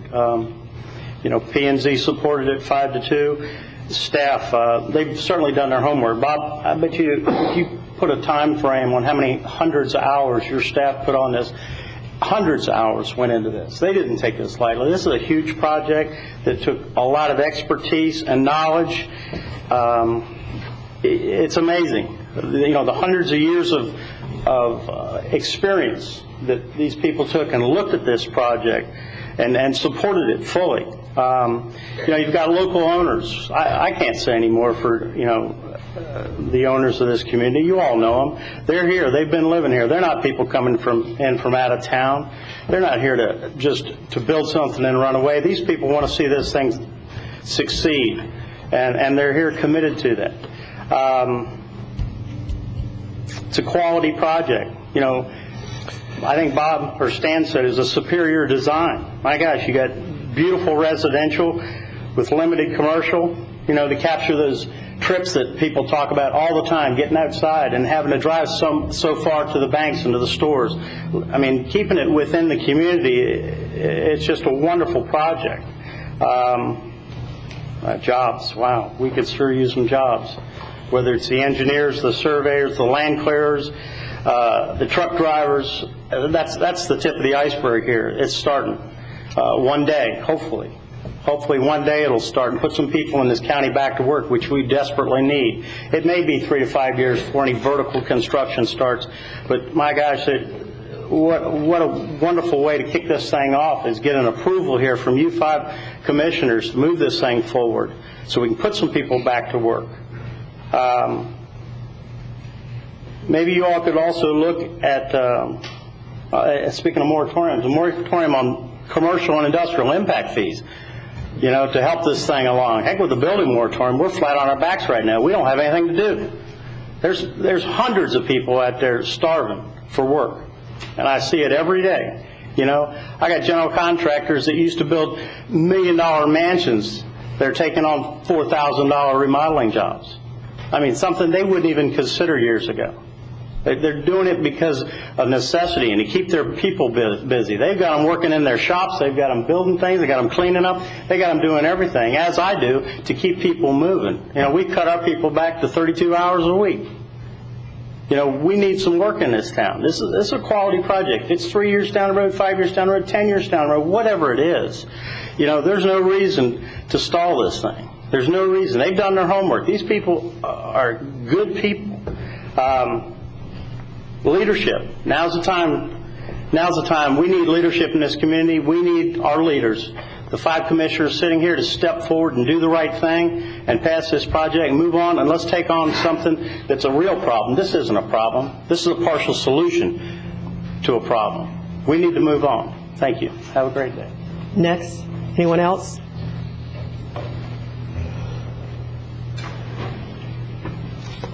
Hi, my name is Christine Horrocks, 4625 5th Place. I'd like to speak on just a small piece of this project, which is the 12th Street Park public use area. I'm here on behalf of Vero Beach American Little League, and I can tell you when we start our season in February and the coaches do their draft, it's every man for himself to try to get a little patch of grass to practice on. Right now we're able to rent the high school fields and the fields at South County Park if we need to, but those are taken up by all of the programs that the county puts on. So it's very tough for us to find places to practice. And even though it's 20 acres, that's a good sized field, there is a big need in that area of the county for more open space for the kids. Thank you.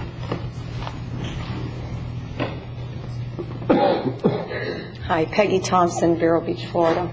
I just wanted to speak on behalf of Liberty Park. I think there's a big issue between development and no development. You're either pro or against it. And the woman that spoke about Point West saying that it's failing, I don't think that's a fair statement. Point West is a beautiful community. It's a large development that takes time for everything to come about. I don't know how much time she spent there. I personally have attended a groundbreaking ceremony there recently for the medical building that Proctor's going to build. I've attended some things at their clubhouse, which is absolutely beautiful. It's a beautiful community, and I think that Mr. Meckling has done a wonderful job in developing it. He lives here, he works here, he shops here, he worships here. He employs local people, which is what we need. Don Proctor is another thing, and I know a lot of people have issue with all these developments that have come in and they're abandoned and houses were never finished. The county didn't have any choice but to approve those projects legally, and they did. These were people that blew in from out of town, out of state, out of county, and they did abandon projects, you're right. But somebody like Chuck Meckling or Don Proctor, they live here. They raise their children here. They worship here. They shop here. They're wanting to build a project and employ local people, local businesses, and I support this project 100%. I think the community should get behind people like this that want to develop a project that are local people. And I fully support it, and I hope the commission will vote for them. Thank you. Next. Anyone else? I'm Alistair Kennedy, a medical practitioner, Chief of Staff of the Rehabilitation Hospital here, and I'm on the community board of the new offshoot of the Florida State University Medical School, and I have been here with my family for 30 years. I've never been in a forum like this before. I'm very impressed to see how democracy works at a local level, and it's great to hear both sides of the action. I have to take note that although the people who are contrary to this motion They talk about land, they talk about land use. I didn't hear anybody, in particular Dr. Baker, who had a very significant presentation, I didn't hear anything mentioned about people. It's the people that make a community here. I have, since I've been here, all my staff, you know them, Mr. Davis, who work at the north end of the county. The staff in the hospital, high representation from the north end of the county, which this is going to impact and improve. Patients, are about 30% of my practice are from the north end of the county. They are generally on the younger end of things. I don't see too many young people except the last three speakers, all of whom were young and all of whom were for the project, for the very good reasons that they gave you. With reference to the general economic factors here, I think that speaks for itself. It's extremely important. When we are trying to recruit people to the general areas of medicine, my wife is on the hospital board, and we have an amazing problem here recruiting quality people, quality staff to this community for a variety of reasons, not the least bit being cost of housing and the type of housing that one gets. This project that I have discussed at various points with patients coming in, I've never had anybody hit against it except in a general concept of land use. I think in general terms, to be successful in politics, you have to have vision and courage. I heard people mention the fact that some of you have been put in there on the basis of you're wanting to keep land restricted use. You're in for more than that. You're in for the community, the same way that myself and other people have given to the community and received from the community. I cannot for the life of me see what you can see wrong with this. I listened to the gentleman from West Wabasso there who gave a very nice emotional description of what he thought that community was going to be. I saw the policeman here nodding in agreement. The people that live here, your population, those that vote for you and want to live in a decent community, I fail to see how you can't support it. So I would urge you to support this in no uncertain terms. Thank you. Next, anyone else like to speak?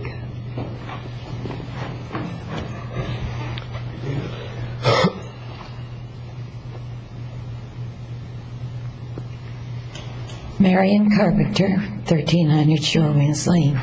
I didn't intend to speak today, so it's off the cuff.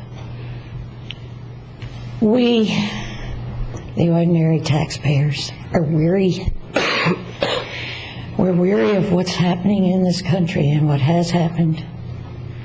A lot of that is due to overdevelopment, subprime lending, toxic loans, irresponsible buyers to some extent. I think that probably we need a moratorium on this. We're going to be a long time paying off the national debt. We do not have high enough impact taxes in this county. We haven't even considered speaking too much about water availability, the ecology, the infrastructure. The people in this Liberty Park are going to want to come to the beach, the mall, et cetera, et cetera. I don't think they're going to cocoon in there totally. I just think that we're off the track right now. I think that we need to have a hold put on this until some things are fixed and ready to go. I'm very concerned about the agricultural lands. We don't want a paved over world. I think we're all going to sink in a pit of concrete someday. I ask you to reconsider this whole project. Thank you. Next, anyone else like to speak? If not, I close the public hearing. Commissioners, do you have any questions of staff at this point? Yes, ma'am, Madam Chair. Okay, we'll start with Wesley. Okay. Stan, whenever you talk about the privately owned and maintained conservation areas, what I understand the benefits that they're trying to reap from that as far as transferring those densities to the project. And the benefits to the public is just that it's not going to be a piece off of 99th Street and some of these other areas. Is the intent, or is there a plan, or is it too premature to have the management plan? And I'm after public access. I'm after access for, I mean, if we're going to have an area set aside, I want to be able to have some trails through it, to be able to walk through it, to be able to have more than just looking at it through a barbed wire or hog wire fence. Right. A couple items on those two, Breezy Village and the Indian River Boulevard sites. If there's potential that some of those sites could be used for mitigation banks, and there could be an enhancement, and so that would could produce some revenue for someone holding it. But in terms of access, we haven't planned for access. It's not precluded, though, and that's certainly an idea that could be held open, as the next step in the process, preliminary plan approval and so forth, looking at that. Okay. All right. The stormwater, you had mentioned that there's some benefits as far as to the 510 and 66th Avenue projects, as far as I'm assuming the developer would be taking our stormwater off the road and storing it for us. Essentially, there's two timing triggers that are in the recommended condition. One is if the county needs that area for stormwater first, they give a 90-day notice so that the county can move forward. If the developer moves forward first, then he'll create that area. So the timing is there either way for the county to be able to use that stormwater area as needed, if it's needed before the developer needs it. That was my question. I didn't want any kind of holdups on any kind of 510 project. Okay. Looking at the community master plan on the first page, just east of the, I'm going to say, community park on County Road 510, describe that buffer for me, or more importantly, other than the buffer, describe the type of building that is going to be adjacent to County Road 510, in particular, not the commercial, but the orange right there on the north side, east of 70 or Powerline Road.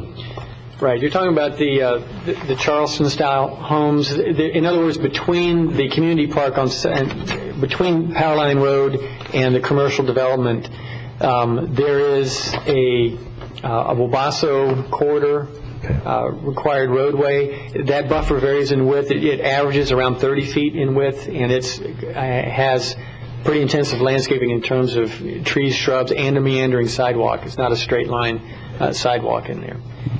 There's also a buffering at the back of the units themselves, and we'll probably look at that a little more intensively at the next level. Okay. And then, Madam Chair, if I may continue, the type of fields that we have adjacent to the Douglas subdivision, I see there's 6 of them, and they're kind of little different shapes and sizes. Is that just schematics right now, or have we? Yeah, it really is, and we've gotten really good input, and the Recreation Department's been involved for a while with this. The idea here is, picnic pavilion, restroom, playground, but then multi-use fields, and the sizes there could vary depending on the type of need. And also, I mentioned earlier, there's room for 6 fields there, as well as the other improvements, and that's what's shown on the master plan. If for some reason more stormwater area were needed, there would be fewer fields, maybe all the way down to 4, somewhere between 4 to 6 fields, and the idea there is for them to be multi-purpose, so you could have a range of recreation activities there.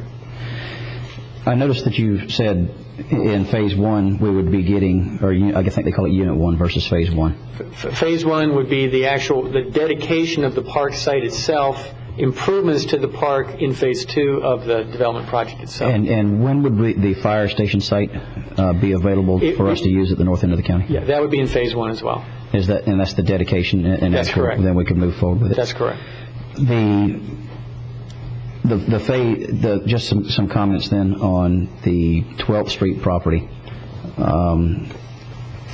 I really do support staff's decision on, in the event that this moves forward, having that as active recreation. I had contacts with Chip Swindle. I don't even know if Chip's here today with the Vero Beach. I'm going to get it wrong, so I'm just going to leave baseball stuff of some kind.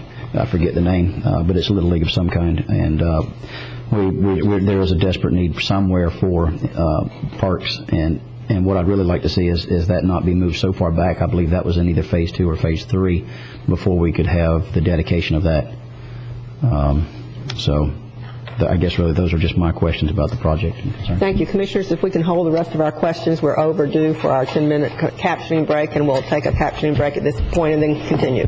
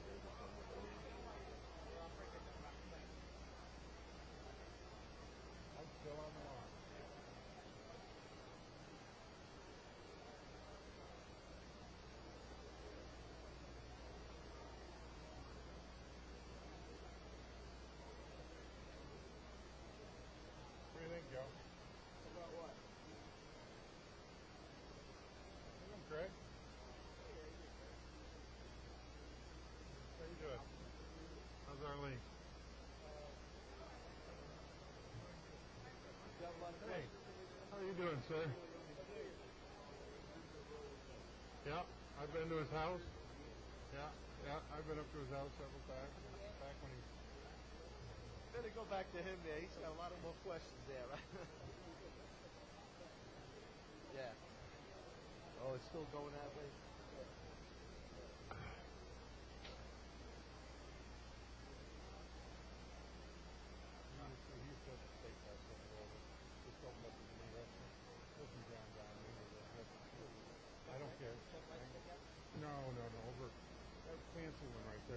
Come back to, if we could come back to order, please. Maybe using a hammer. Oh, good. Yeah. First time I've ever done that. First time. If we could come back to order, please. Crossing the marina. Bruce McIntyre's marina. We're going to continue our questioning, and Commissioner Wheeler will be next. Okay. No, back this way. Thank you, Madam Chair.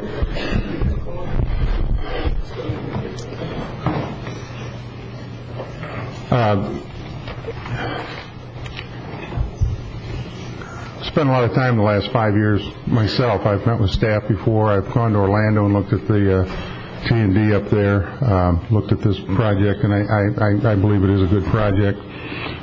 Also, I think both sides have made very good points depending on your point of view and how you look at this.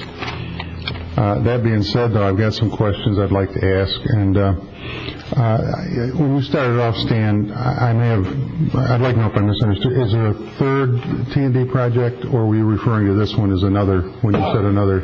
No, there is a third Sunnyside Up proposed completely inside the urban service area, near the mall, Indian River Mall. You may have heard about it. Yeah, okay, yes, right.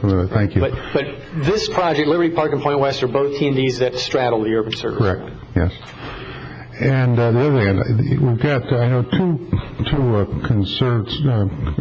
conservation areas that are coming in, one 40 acres, the other 56 acres. And if I understood you right, the 56 acres is transferring one unit?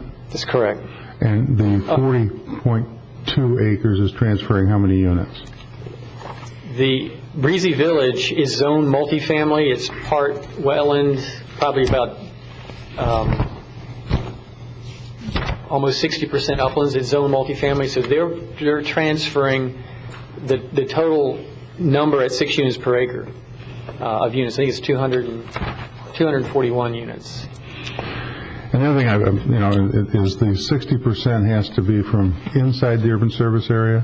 Right. It's based on the land use designation of the land that's inside the urban service area. That's the way the calculation is done. And that being the case, is that number meant? It is. Yes. And is it meant at face value or actual units you could put on that land? Right. I think I understand your question.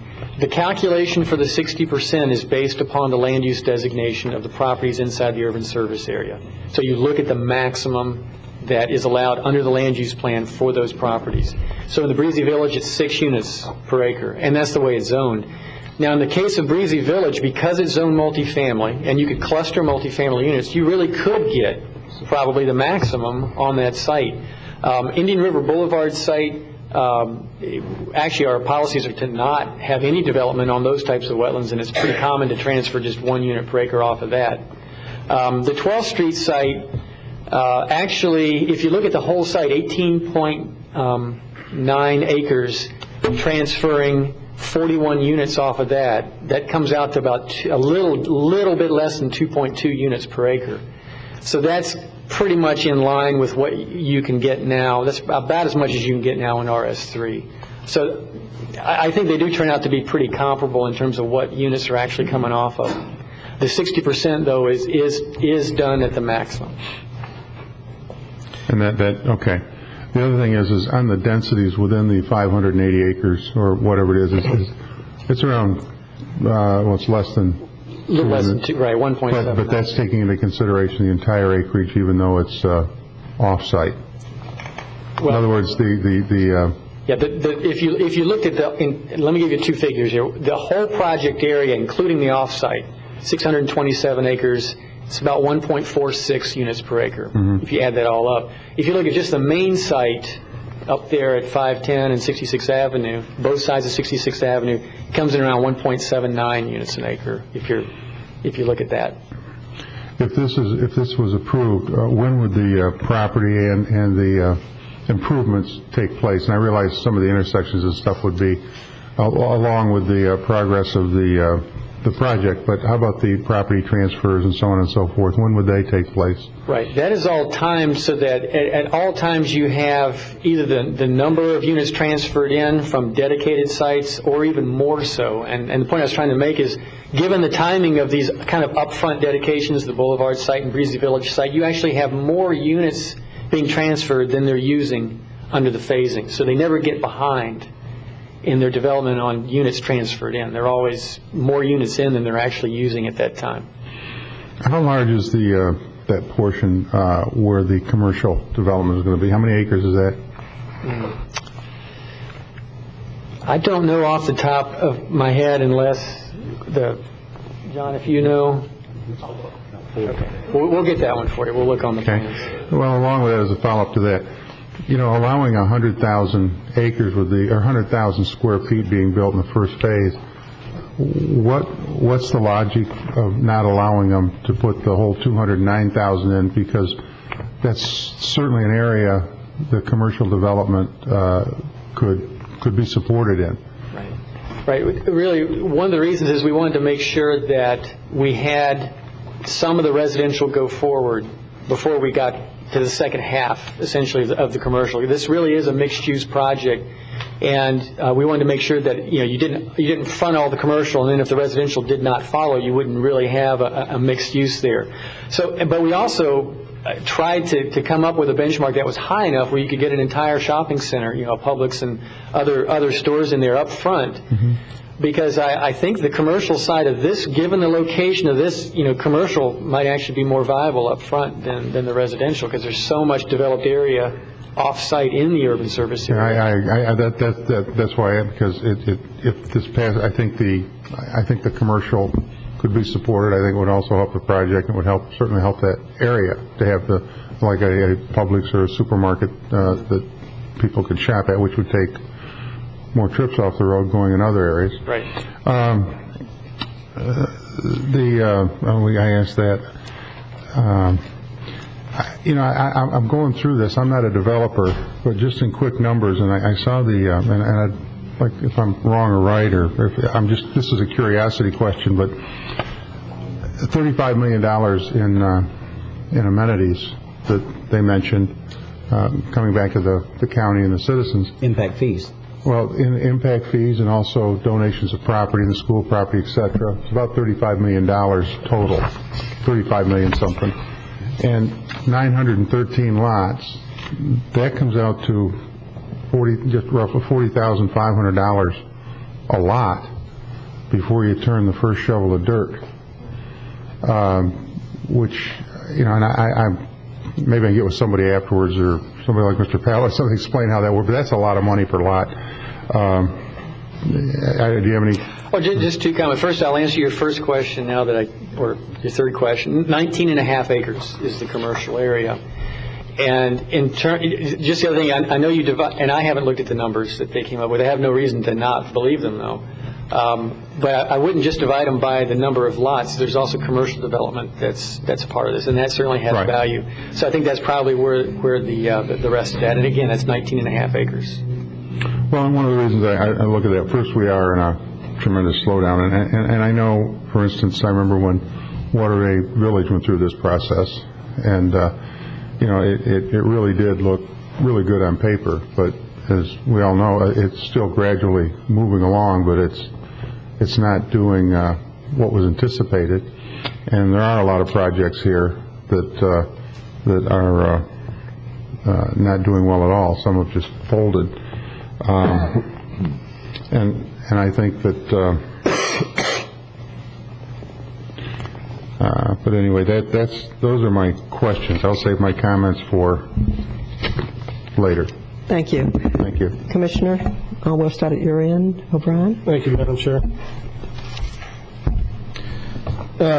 Stan, on the page C6 here of the big handout, shows a site plan, and the potential fire station EMS site shows that is either native uplands or wetlands.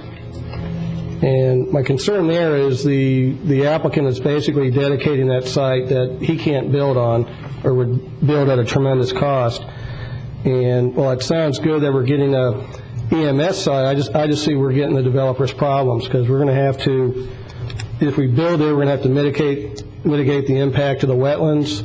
We're going to be destroying native uplands, which we should be preserving. So somewhere in all this, I don't think that's a very good site for them to dedicate to us. I think they're just getting rid of their problem area, and we want to preserve that kind of land. Could I comment on that? Just because that's good.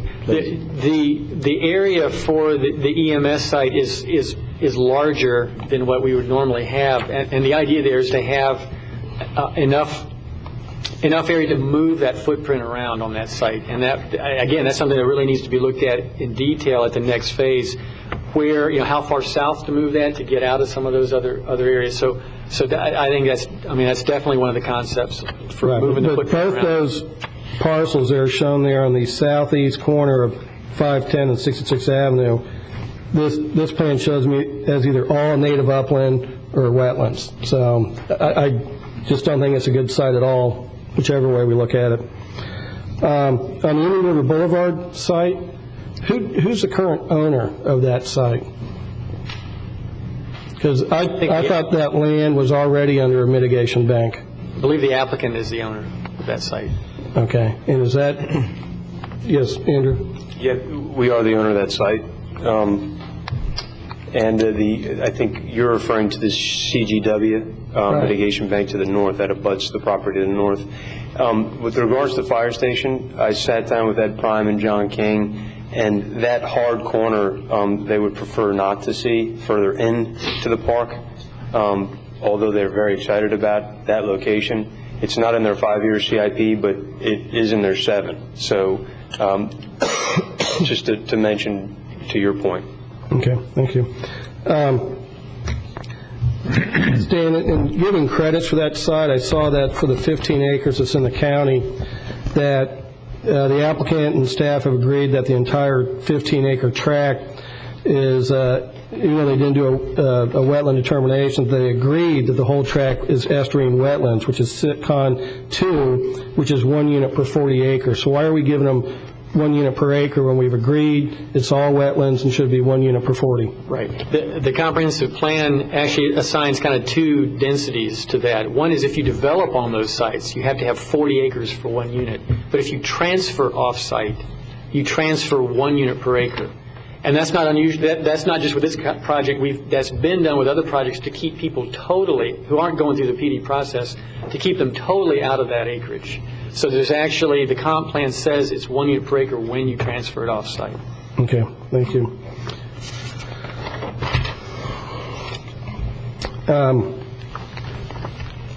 One of the big issues I have on this is policy 18.3, and Mr. Barquette very graciously came up and defined loophole for us, but I'd like to hear a definition of the word partially.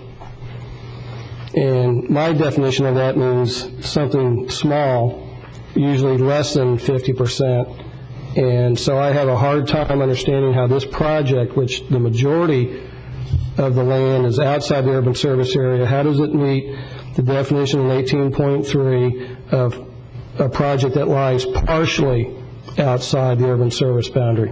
I think the same way Point West met it. And I think that I know what you're saying. I think, can you have a tail wagging the dog? Could you have 1 acre in the urban service area and everything else outside? And the way that 18.3 is set up, again, we go back to that 60% rule. The amount of area of the project that has to be inside the urban service area has to represent 60% of the units when you look at the underlying land use designation. So that's how that 18.3 is implemented. Within the body of it itself, it lays out how much has to be in the urban service area. And it's going to vary by how much density is allowed on the property in the urban service area. And that's why that calculation was very important, and that actually winds up limiting how much is going to actually be outside the urban service area. And I still struggle with that because I think we're violating the partially definition. And I think when we talk about 60% has to be derived from within the urban service boundary, my interpretation of that means as built, with 60% within the urban service boundary. And I think we can look at Point West, and if I go back to the March 3rd, 1999 staff backup when Point West came forward, staff report says that the elementary school, total care facility, adult living facility, as well as the majority of the commercial uses and multifamily units will be inside the urban service area north of 16th Street. Staff report continues further saying, while Objective 18 allows these types of uses outside the urban service area, it is the intent of Objective 18 to concentrate overall project density and intensity inside the urban service area and to generally locate less dense and less intense uses outside the urban service area. I think Point West did achieve that because their golf course and equestrian center is outside the urban service area, and that would be considered your open space. I don't see how this project, with it totally backwards, all of the intense uses and all the density is outside the urban service area, I don't see how this project conforms to Objective 18. And I'd like someone to say, given staff's report that the objective is to concentrate density and intensity inside the urban service area, how does Objective 18 apply to Liberty Park?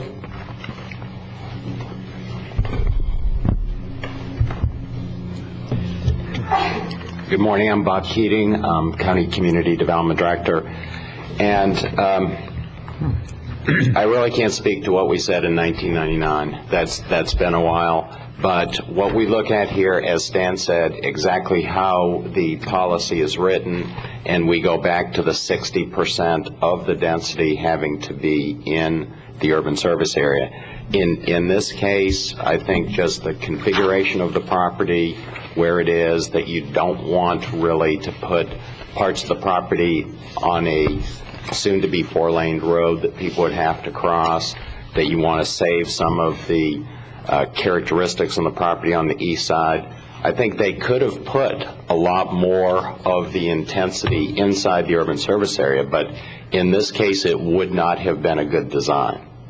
If the property were if they developed the property where Ryle Park is, on the east side of 66, south of 510, that's inside the urban service area.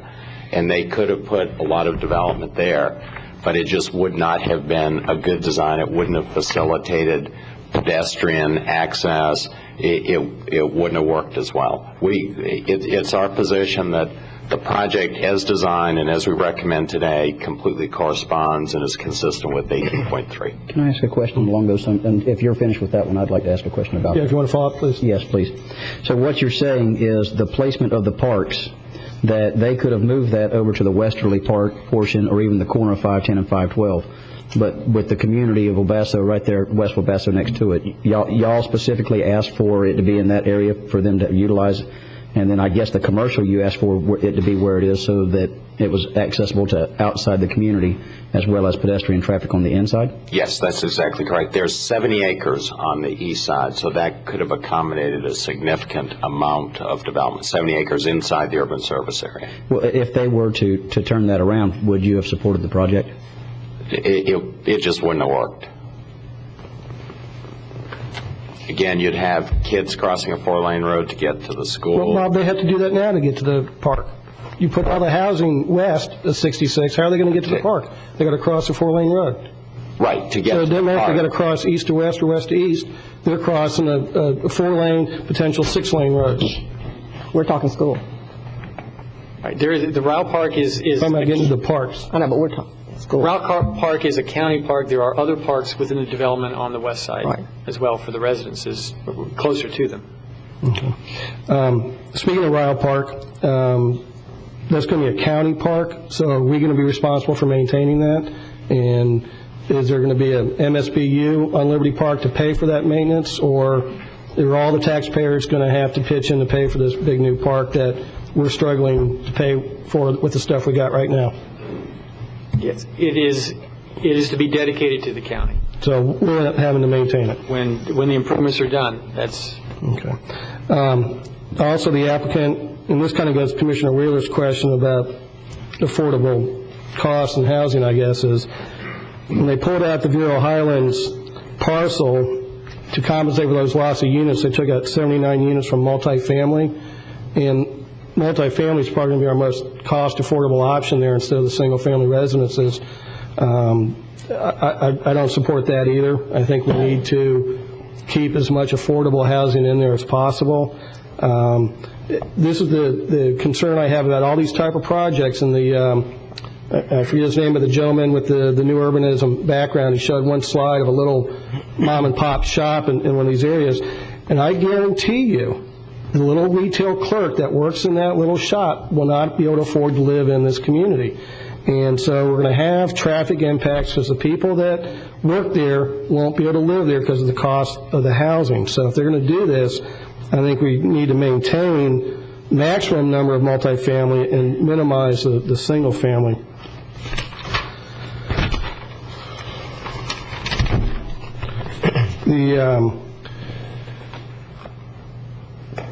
I have a concern. We're intruding into ag land west and south of this, and we're spending a year now debating mining and residential conflicts, and here we're going to stick 900 units right adjacent to active and ag land.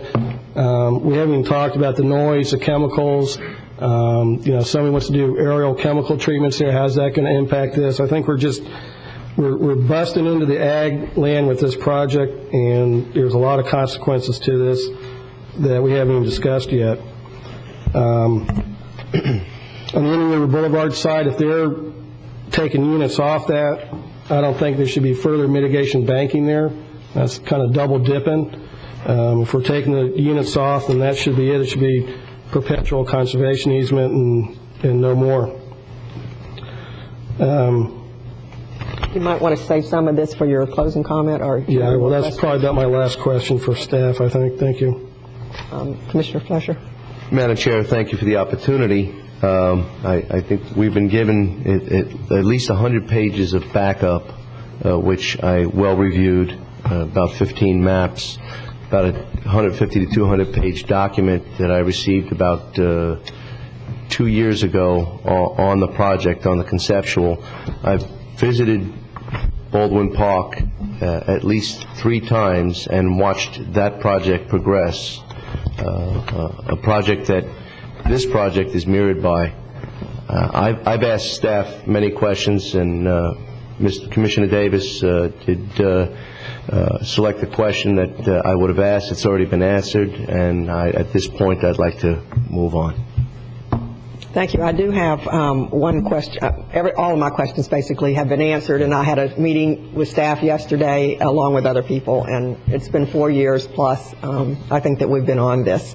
So I'm pretty well answered all my questions. But for the record and update, I would like to know we did mention Waterway Village, the size compared to this project, Waterway Village. Right. Waterway Village is about... this project is about 90% of the size of Waterway Village and about 60% of the density. So it's smaller, a little bit smaller, and significantly less dense. Okay. At this point, if there are no more questions, Wesley, do you have any more questions? No. I'll accept a motion in a second, and we'll have some closing comments. Okay. Madam Chair, I move to approve staff recommendation on Liberty Park. I'll second that motion. All right. For discussion or closing comments, we'll start on this side. Thank you, Madam Chair. I do want to say, and several other people have said, and I agree completely, I think this is a great project. It's a great design. I think it's a kind of development I wish we would have been approving 6 years ago. But unfortunately, we didn't. And now we have a situation where we have a project coming forward that is kind of stuck in my mind in the twilight zone. It's past the time when it should have been presented, and now way too early to implement it right now. I fully understand the business community's need to try and start some vertical construction, the jobs it might bring. But at the same time, I have to look at the entire county, and we have a lot of busted subdivisions out there. We've got empty homes in current neighborhoods that have been foreclosed on that are standing empty and dragging down residents' property values. We have subdivisions like Millstone Landing, where they have new but unoccupied houses, as well as plenty of vacant land. We have Bristol Bay, which was somewhat like this, and I was going to combine commercial and residential. It went belly up, but it's still inside the urban service area. And there's numerous other projects out there. I think every commissioner here probably has a half a dozen in their district. I have a hard time going and facing those folks and telling them, you know, your subdivision will never get built out.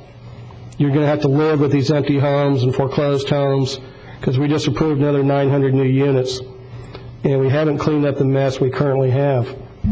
So while I do understand the need to try to get some construction going, the need to try to create some jobs, I have to weigh that against the cost to the overall community. I have a big concern about the 12th Street Park not coming in until Phase 3. Currently, Phase 3 is projected for 2019. Mr. Kennedy said that by the time this project is complete, he'll be 60 years old. Pushing 60, I'm sorry, Andrew. That's not so bad. The lady with the Little League, her kids will be well out of Little League before this ever even gets started. So while it sounds good and looks good on paper, it'll be decades down the road before the community will ever get any benefit from 12th Street. And I do still have issues with our comp plan, that I don't believe this project is partially outside the urban service area.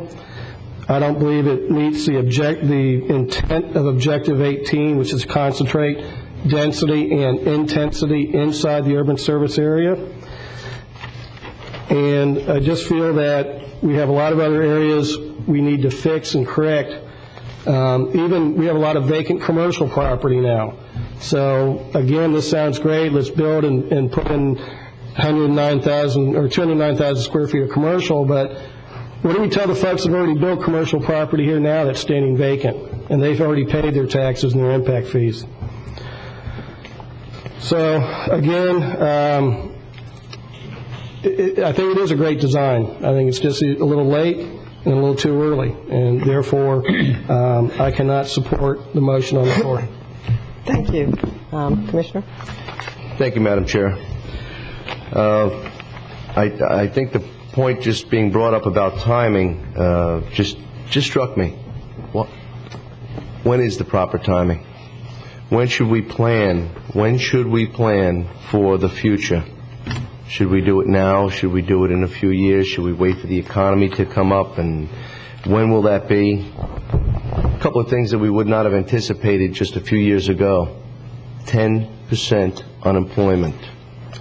The stock market shattered. The banks having to be bailed out by the United States government.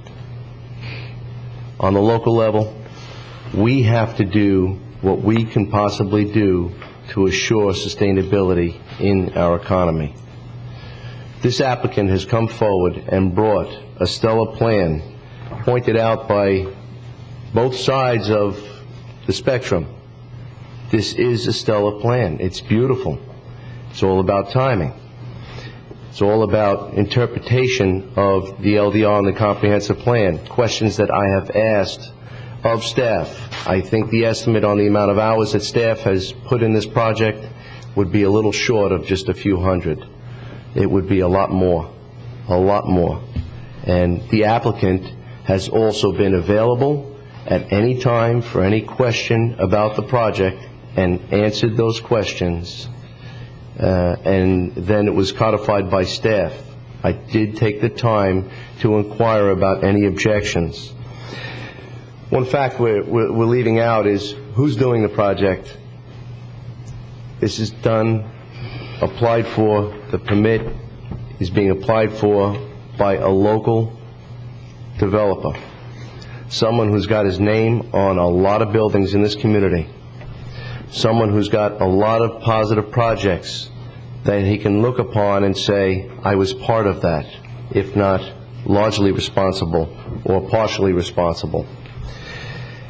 In addition, the success rate of that individual, I don't think we can refute that.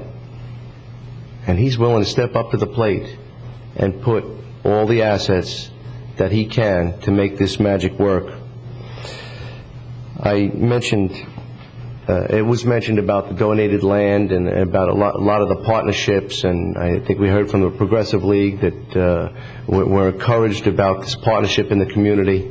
I can't find fault in just about any one of the mechanisms that has taken place over the past few years. And I do visit Liberty Magnet, and that school is just beautiful. It is one of the finest schools, but then again, we have a lot of fine schools in this community. It's just a well-designed, divine school. I just want to say that, you know, with the addition of parks and offsets and the commitment, the confidence that we have in an individual to bring forward, and I think we would be falling short by not considering this and moving forward to offer what we could for sustainability within this community. I think this is going to represent a lot of jobs, a lot of local jobs from local people, by a local developer, by local investors. I don't see anything unlocal about this. And this could be the new center for our community. Thank you. Commissioner Davis? Yeah,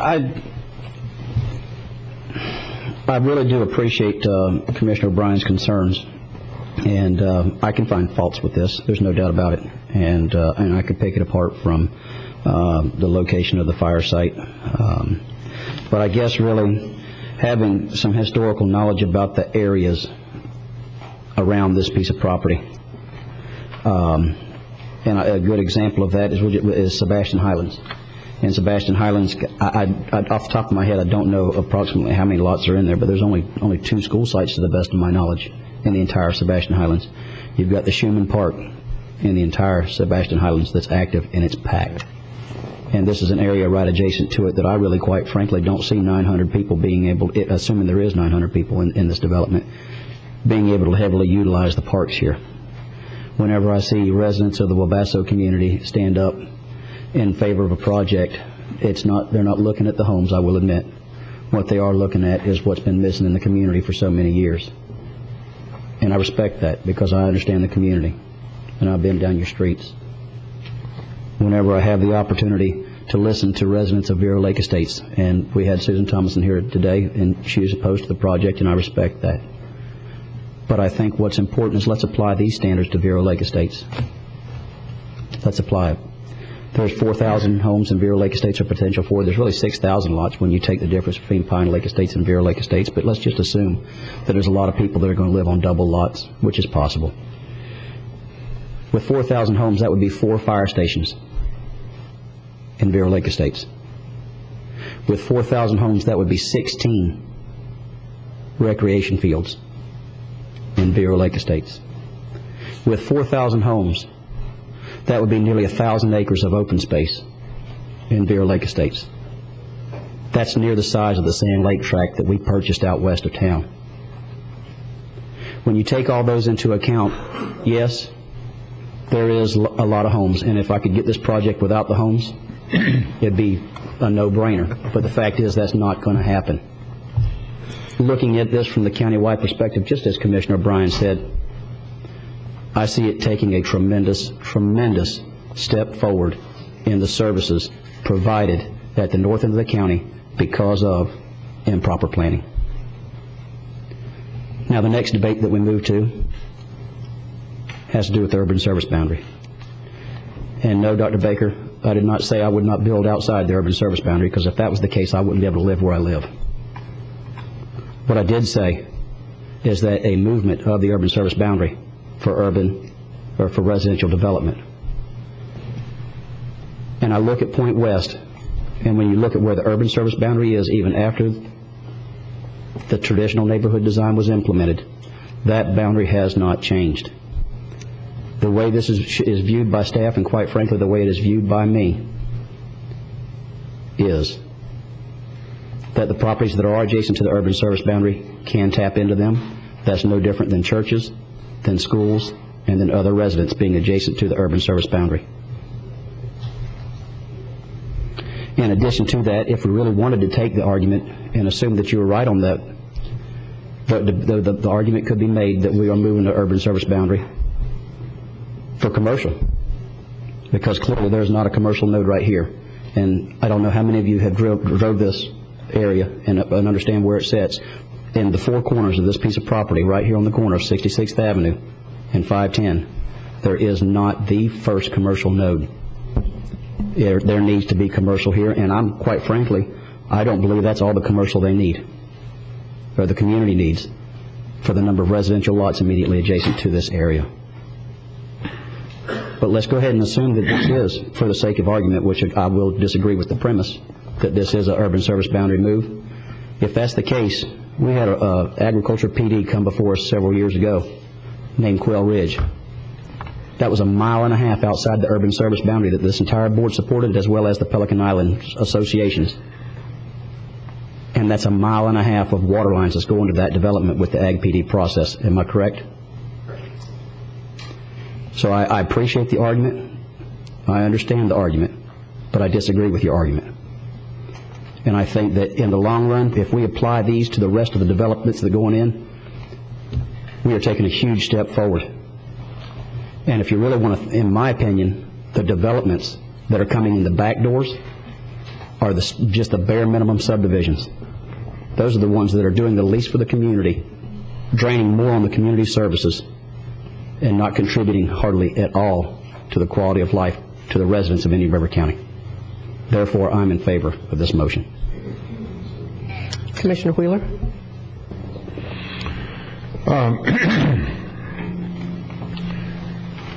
Yeah, I see a lot of pros. I see some cons, some good, some bad. And I think taking all the positives for this development out of context, so to speak, and just looking at what the positives offer without weighing it against what already exists in the community, we're kind of hopping over what exists in the community. And what Wesley just said, the backdoor subdivisions, I would agree with that. I think the planning hasn't been as good as it could have been. We've made some changes to that in the last few years. But that being said, they're here, and we got to live with them. And a lot of them aren't functioning well at all. They're losing money. Some have gone belly up. We've got vacant lots. We've got the one up on US 1 that's, it was a sand pit. I don't know if enough weeds have grown in there yet to keep the sand from blowing. Talk about the loophole. I think probably good planning is allowing projects like this, and I think this is a good project. It has a lot of merit to it. Some of the problems I have is the fact that in my mind anyway, when we build these, this is kind of a way to expand our urban development without creating urban sprawl. And we're going outside the urban service line to create this. And as Mr. O'Brien pointed out, with the intensity, most of it being outside the urban service line. But I think we need to expand when the need arises. And we have a tremendous amount of not only inventory, but a tremendous amount of property inside the urban service line or area that hasn't been developed yet. And I worry about hop-skipping over what our regular planning is and moving out with projects like this, even though this is obviously everybody agrees this is a great project. But I just think it is, somebody said before, wrong place, wrong time. I think that and if it was in the urban service line, this wouldn't be a consideration, because the zoning would be in place and people would be able to do what they want to do with the zoning. But this is something that's a PD that we have more latitude and judgment on, and I think it does weaken already a weakened economy with the building industry, the inventory, the empty houses, the bankruptcies. I know a couple of years ago we were sitting here talking about no affordable housing. That's not the case today. There's quite a bit of affordable housing in Indian River County. Prices have dropped in some cases over 50%. The other thing is that we've already, how can I say this, we've already expanded our urban service area by over 30 square miles by not opposing what was going on in Fellsmere as a board. And that's going to have a tremendous effect over the next 5, 10, 20 years on the growth in this community and the type of growth we're going to have. And I think I see a lot of expansion that I don't personally agree with, but as a board, they were allowed to do this without obstacles. City of Sebastian took that on. And the other thing I have is I have a very strong philosophy about the maximum density in this county and going outside the urban service line. That's probably been the one thing that the last 4 years that I've been consistent on, and I feel really strongly that we need to work within our urban service line, have good development, and I think there's things we can do to create situations like this and development like this within the urban service line. And with that, obviously, I can't support the motion. I'm cleanup batter today, and I am considering this project on its merits, as I always do. And this project is an exceptional quality of the traditional neighborhood design, and no one has said any different today, even those who oppose it. I think that a lot of hard work over 4.5 years has gone into this. A lot of hard work. It has been recommended by P&Z. It has been recommended strongly by our staff, and I think it will enhance our community. It will set a standard. I think like Celebration has set a standard and other statewide communities. It's a 20 to 25 year project, and to top it off, it's done by a hometown group. I think that is to our advantage. I am, for this reason and many others that I don't need to go on about, I am delighted to support this project. Any further discussion? All those in favor? Aye. Opposed? Aye. Passes 3-2 with Commissioner O'Brien and Commissioner Wheeler objecting. Moving on to public discussion items. As you leave, will you please take consideration? We're moving on with our meeting. We have a request to speak from Brian Hetty regarding expenditure of our tax dollars. Is Brian here? Sure, don't see him, Madam Chair. Nope, okay. Request to speak by Everett Brown regarding 43rd Avenue. I'll speak when everybody moves out. Okay. Because I do want to be heard. And we want you to be heard.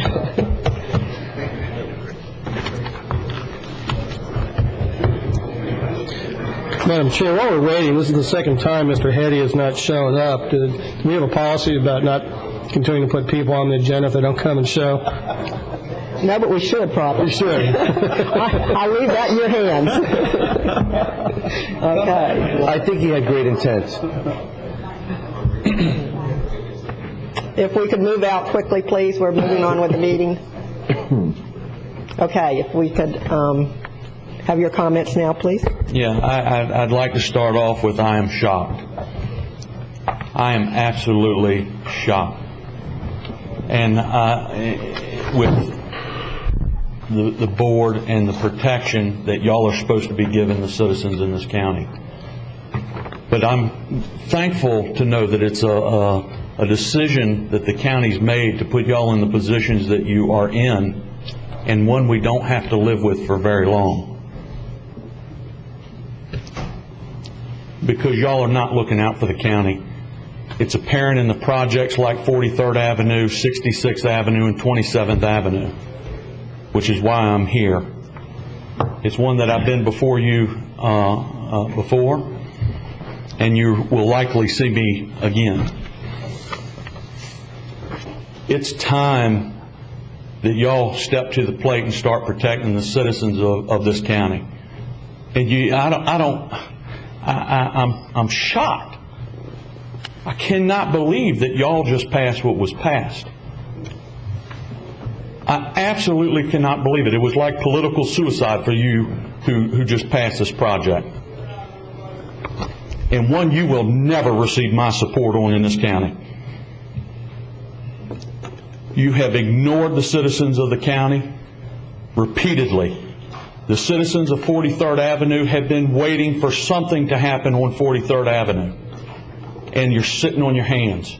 And it's time that we stop sitting on our hands and you give the people of this county some relief. It's not a request, it's a demand.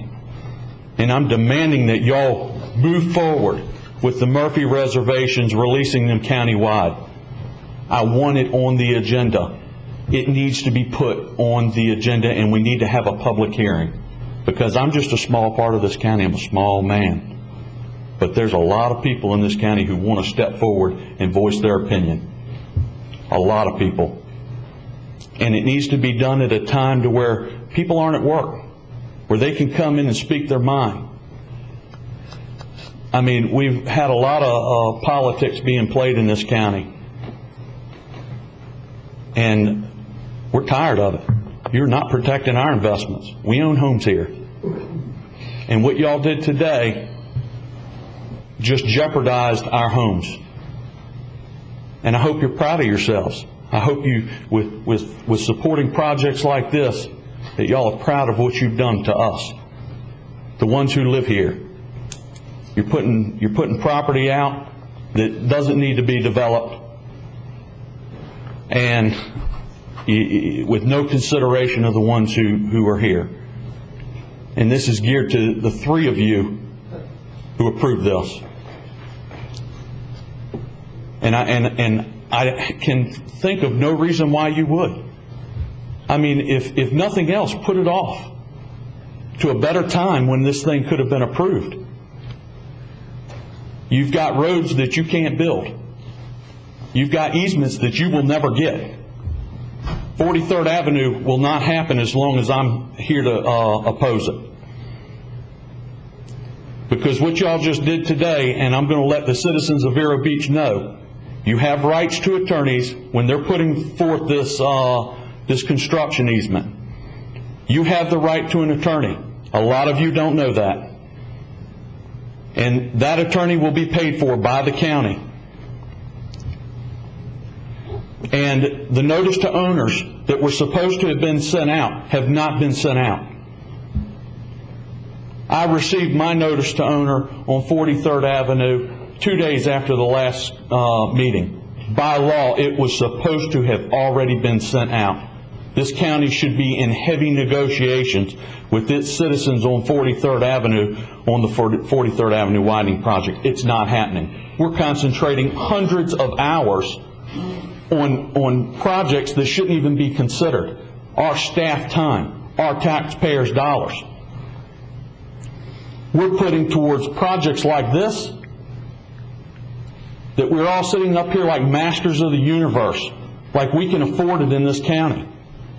Okay? We can't afford it, and we're not going to allow it to continue. What you three did today is not going to be tolerated anymore in this county. I am here to make sure that it doesn't happen again. Thank you. Thank you. We have a request from Adrian Cuff regarding 43rd Avenue. Madam Chair, I'd like to ask... Ms. Cuff is not here. She's sick. Okay. Madam Chair? Yes. Last week, I believe, we talked about bringing all the information back and having a complete presentation on the Murphy deeds, their existence, their future, where they came from. Mr. Baird, when do you anticipate that being on the agenda?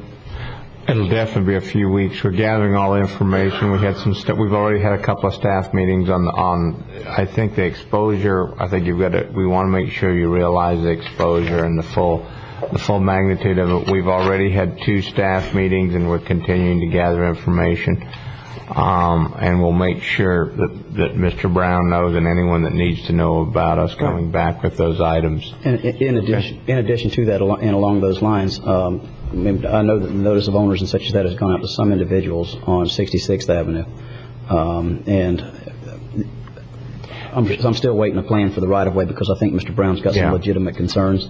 And we have some serious issues with our right-of-way acquisition that I would like to have addressed, and I thought we had given direction at one of the last meetings about being able to accommodate that. Yeah, Will and I have met to discuss that, and we're still discussing. I mean, you know, putting one department together underneath either Will or under the county administrator, and I think that's where you're going with that. The other thing is, in the case of in the past, we didn't temporary maintenance easements. We didn't send the letter. Now we're going to send it, and you know, and that was the case we requested. We didn't do it in the past, and we did it, and we're going to continue to do it when it's a temporary maintenance easement. Is what we have with Mr. Brown. It's not a temporary maintenance easement. It's a temporary construction easement. Well, I'm sorry, construction easement. I'm sorry, temporary is the key. Okay, and this is exactly what I'm talking about in this county. You guys are playing games with the citizens, and we're not. We're fed up. We're done. Okay, we're not playing games anymore. Okay, it's over with. The game playing and the politics in this county are done. As far as the 43rd Avenue residents are concerned, and I have talked to a lot of them over the last several weeks, it's not going to happen, okay? Y'all failed to follow the law, your own law, Resolution 139. Your staff, Mr. Baird, is breaking the law. You have failed to put out the required documents by law that we had rights to, our notice to owners. And I think it's one that you need to be held accountable to. I think it's time that there's accountability to the staff in this county and its actions toward its citizens. And I'm calling for that through this commission. And if this one doesn't want to handle it, the next one will. Thank you. Okay. You got your question answered? Yes. Okay. Departmental matters, moving on. None. Office and management and budget. Miscellaneous budget amendment 001. Gifford. Move approval. Now a second. Did you move in alternative one? Alternative one. Second that. Okay. Any discussion? Madam Chair. Yes. I appreciate alternative one and staff taking the time to discuss that. They are recommending alternative one. It does require the total funding shortfall that is estimated to be at $11,190, specifically from donations from the community, which at this time we have a total of $12,690 that has been donated by many civic members of the community, and we appreciate their benevolence. I've looked at the way this was engineered, and it begins from, as far as the engineering of the alternatives, they begin from September 16th, the estimate, to April 30th. I realize that we're in October, so I don't necessarily know if those numbers would be an accurate estimate. In addition, I'd like it explained as far as the manpower that's being taken, the 2 part-time employees that are taken from North County Pool to Gifford, if they are returning back to Gifford, if they were the employees that were taken from Gifford to North County. And in addition, the North County zero entry pool is that I want to clarify that it's not being closed because of this move, that it was closed prior to this. I just wanted an explanation as to how we're going to get the employees from the closed area back down, and I don't agree with all of the numbers. When I add it up, it comes out to about $40,000 in offset, which it was explained to us it would be about $21,000 in the initial report of any possibility of maintaining the Gifford Pool open and in a shortened hours, but at least throughout the wintertime, being open and available for use. Let me answer one of the questions, and Jason will answer the other financial questions. When we decided not to open, the pool was open in the Gifford Pool longer hours. That's what the $80,000 cut was. When we made the cut according to our bumping rules in our union requirements, most of the employees part-time employees, the jobs were eliminated. They were at the North County Pool because of longevity reasons. So what happened is the workforce was reduced in the North County, and employees were moved that were once at the Gifford to the North County because of bumping requirements on longevity. We'll probably be moving 2 of those back. Now, the reason we're moving to them back, because there was some discussion at the board meeting when this came up if we couldn't utilize some of our resources at the North County. So even though we're taking 26 hours a week back to the pool, so these employees work more than 26 hours a week, and they may be working in other facilities. We do move our lifeguards around to different facilities as needed on our part-time. That's how we do it. I think Jason will have to answer the questions as far as the financial side of it. Yes, thanks, Joe. For the record, Jason Brown, County Budget Director. The time period that we're proposing, first of all, the dates, September 16th of this year has passed already, but what we had in the budget originally proposed was that we would close down September 15th, 2009. So we will have to operate the end of September, which is part of the current fiscal year now. So that's the reason there. Something was mentioned about a $40,000 difference. What we have, the scenario that was costed out before was a net cost of $21,038. The alternative one here is actually slightly different than that. It's a few more hours. It's in line with the number of hours requested by Freddie Woolfork and the Gifford Pool Committee. So it's a few more hours. The total expenditure cost there at the Gifford Pool to open during those hours is about $28,000 and change. That's reduced by about $4,000 in revenue for a net of $24,862, which is a little more than the $20,000 before. The reason for the differential is it's a few more hours. It's a slight difference in hours from the alternative costed out before.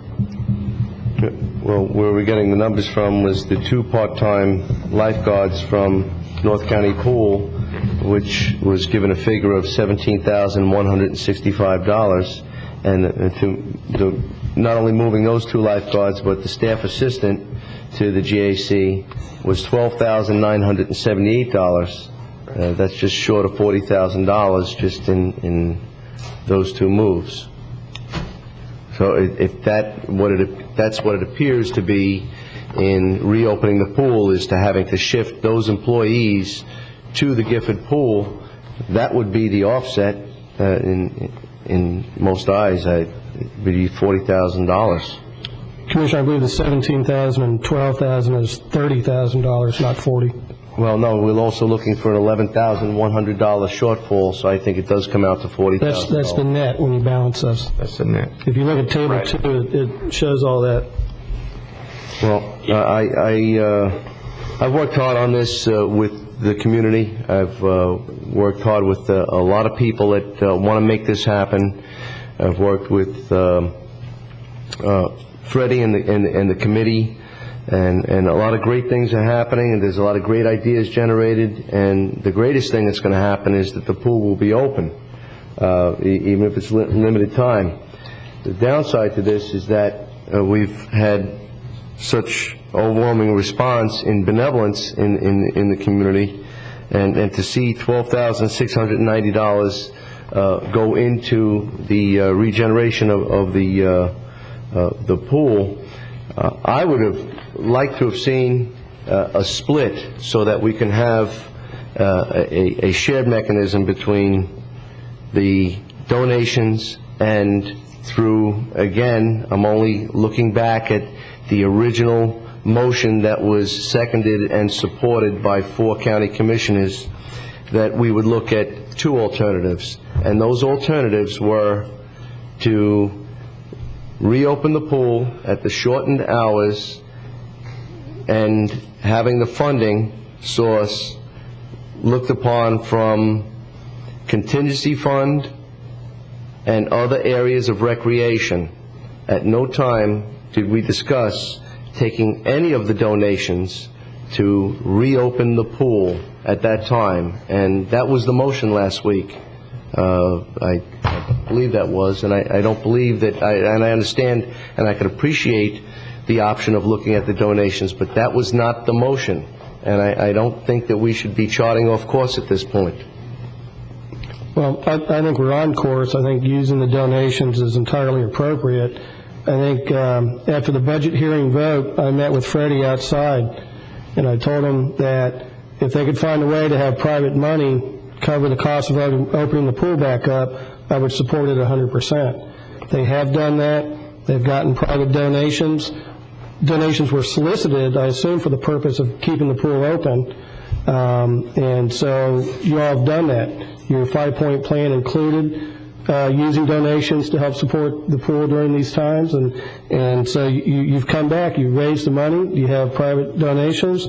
Actually, it looks like there's a little surplus, which is good because that answers my other question about the brochure and the marketing. So there's surplus funds in this donated amount to market and promote the pool. So that's why I support this now. The community has stepped up. They've gotten the donations, and we can get the pool back open.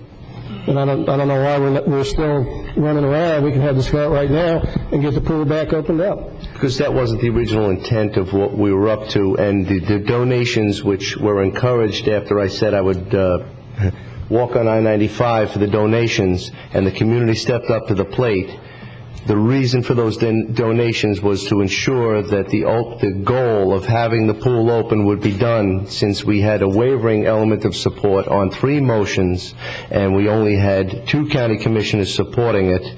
We were going to have to count on the donations. I accepted those donations and discussed that with Joe Baird, and those donations were placed in an account with Jason, and he recorded them as well as my assistant each and every time they came in. And the understanding was that if it had to be used, if we could not get the support, then we would open up the pool based on community donations. Nothing more, nothing less. And it was also discussed that those donations would be returned if we did have the support. And again, it just defies the sense of, I understand you want to explore this, but it defies the sense of relying wholly on the donations as opposed to the initial motion of what was discussed last meeting and most certainly voted upon. I believe you were the dissenting vote. But other than that, I think everybody agreed that we were going to take the funding source from either contingency fund or recreation. At no time did we say we were going to rely upon the donations. It's very nice to do that, but I would like, again, to see 50% of those donations go to the marketing, the brochures, the programs, the scholarships, and get this pool moving where we can work it through and truly have the attendance figures where there'll be no question in our mind in the future. I see somebody at the podium. I will open it up to you, Freddie. Thank you so much. You'll do it quickly. Yeah, quickly. Freddie Woolfolk, 4590 57th Avenue. I didn't come today for a long, drawn-out, beat-side-the-head session. Matter of fact, maybe all of us need to go take a dip in the pool. But since we're here, I just want to just quickly reiterate what I thought when I left here at the last meeting. Never was the 5-point plan inclusive of using any of the donated funds. The 5-point plan was just what it was, a 5-point plan of action with no funding mechanism tied to it at that time. We were under pressure when we walked out of here that the 3 alternatives, which I wrote down on my agenda here, the first one was to take a look at the overall rec budget, to find the funds, take a look at the contingency fund, or look at transferring funds from an all-county back to Gifford. And when I walked out, that was the three alternatives to look at. However, I heard from a reporter calling me, asking me about what do you think about the monies being used from the donation as to keep the pool open. Let me just say one thing. I truly believe that the monies that were given through donation were given to keep the pool open. And that was our fourth option. And I'll say if the board has said, no, we can't do any of these things, do these three things, then we'll use the monies for that purpose.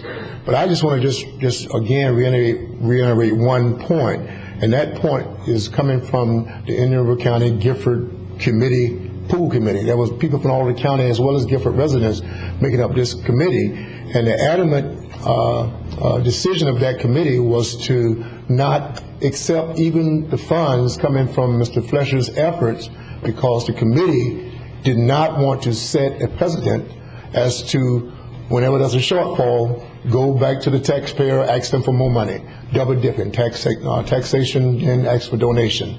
Another reason they didn't want to do it, because they felt that if we give our ace in the hole, which is the donors who give into the pool, when we present our 5-point plan, we cannot go back to the donors and say, can you help us with this 5-point plans for marketing, for all the other things we had there? Well, you were asking the question about where we get the money for. Our plan was to go back to those donors, since we didn't use the money, and you're going to use these three alternatives, to ask them, would you help us with these marketing costs, these scholarships, setting these programs up. But now, since this reverse has come now, you're going to use the money, so that has taken away. I don't want to go back to them again and say, hey, now, you kept the pool open, now help me out with the marketing. So that's what we're trying to keep the double dipping from happening. I spoke with Mr. Beard, and I'm one who knows that when you can't get everything you want, and I can't get everything I want, why don't we meet in the middle? And that's where I kind of posed some of the committee members, saying, I know you said you don't want to use any of the donation funds, but if some donors adamantly say, I want my money to be used for keeping the pool open, which some said, but there are some other ones said that Freddie, not Freddie so much Freddie, but he gave me a message saying, I don't mind them being unrestricted. If you think you need it for program, use it for that. With that being said, why don't we do this? And it's just my suggestion to help you guys to get in that pool real quick and get from that diocese there. Why don't we just take a look at using the funds, half of those funds, for keeping the pool open, but also setting aside a fund that Jason could also keep in the county's control. And as a committee, and working with Cliff and working with Mike, with programs, with setting up scholarships, getting some marketing out, those funds then can be, a voucher be submitted to Jason. Jason see that there was a legitimate request, and we pay for those from that. So I suggest that we just split it down the middle. And that way, those donors who want the pool to stay open, that money will go there. And those who don't mind us using it for discretionary funds, we can use it there. That way, we can get both sides, parties satisfied, and we can end this. So that's just my proposal. So set up a count that we can have to work through this committee to move forward. Okay, do I have a motion and a second on the floor? Yeah. We're discussing. I'd like to point out, Commissioner Fletcher is right in one point. When the motion was made at the last meeting, it was to take out a contingency, but then confusing discussion ensued after that about moving people, so staff didn't know what to do, but the motion was to take out a contingency. But when there was discussion after the motion to look at moving money in recreation, so that's what we tried to do, but that's where the confusion. So if whatever the board wants us to do, staff is willing to do on this item. And you're right, Madam Chair, we do have a motion. Motion and a second. I think he's got some comments on it. Oh, yes. Yeah, I've had a little conversation with Freddie, and I think the problem I have with this is that the money was given to keep the pool open. And in fact, when I talked to Freddie, I said that I think that the appropriate thing to do with those funds would be to contact, in writing, each one of the donors and have them decide whether they want the money used for that or for something else, because they gave it with a specific purpose in mind. And I don't think that we can just arbitrarily take half for something and the other half, unless they say, yeah, we're willing to leave the money there. But I'll tell you, I'm still going to have a problem if we go back, I just have a problem, well, now we're 2 weeks into the budget, taking money out of contingency. And I do have to say, that was the conversation we ended up with, is taking compromise. And if you solicit for money, and it was solicited for, and that's what you told me, for keeping the pool open, I mean, Let me just share this quick mindset here. As far as I'm concerned, my only thing is that I don't want to dry up any opportunity to fund those 5 things that we were talking about doing. Take all the money that was donated for the pool, if that's what the spirit is, use it there. But I still need that, not a contingency fund, a fund set up so that committee can carry out those 5 points that needed. Whether the county want to give that, that's fine. But I don't mind the whole 100% of the donors' money is going to keep the pool open, which it was collected for. But we do need monies, as Commissioner O'Brien stated, where we're going to get the monies from. So now, since you're taking the monies for donation and putting them over there, then we would need some monies to be in a fund for us to carry out those 5 points. I don't know that we can do that. Madam Chair, just for clarification to address Commissioner Wheeler's concern, I did speak to many of the major benefactors. At least one of them is in the room right now, and at least 3 of them in the room right now.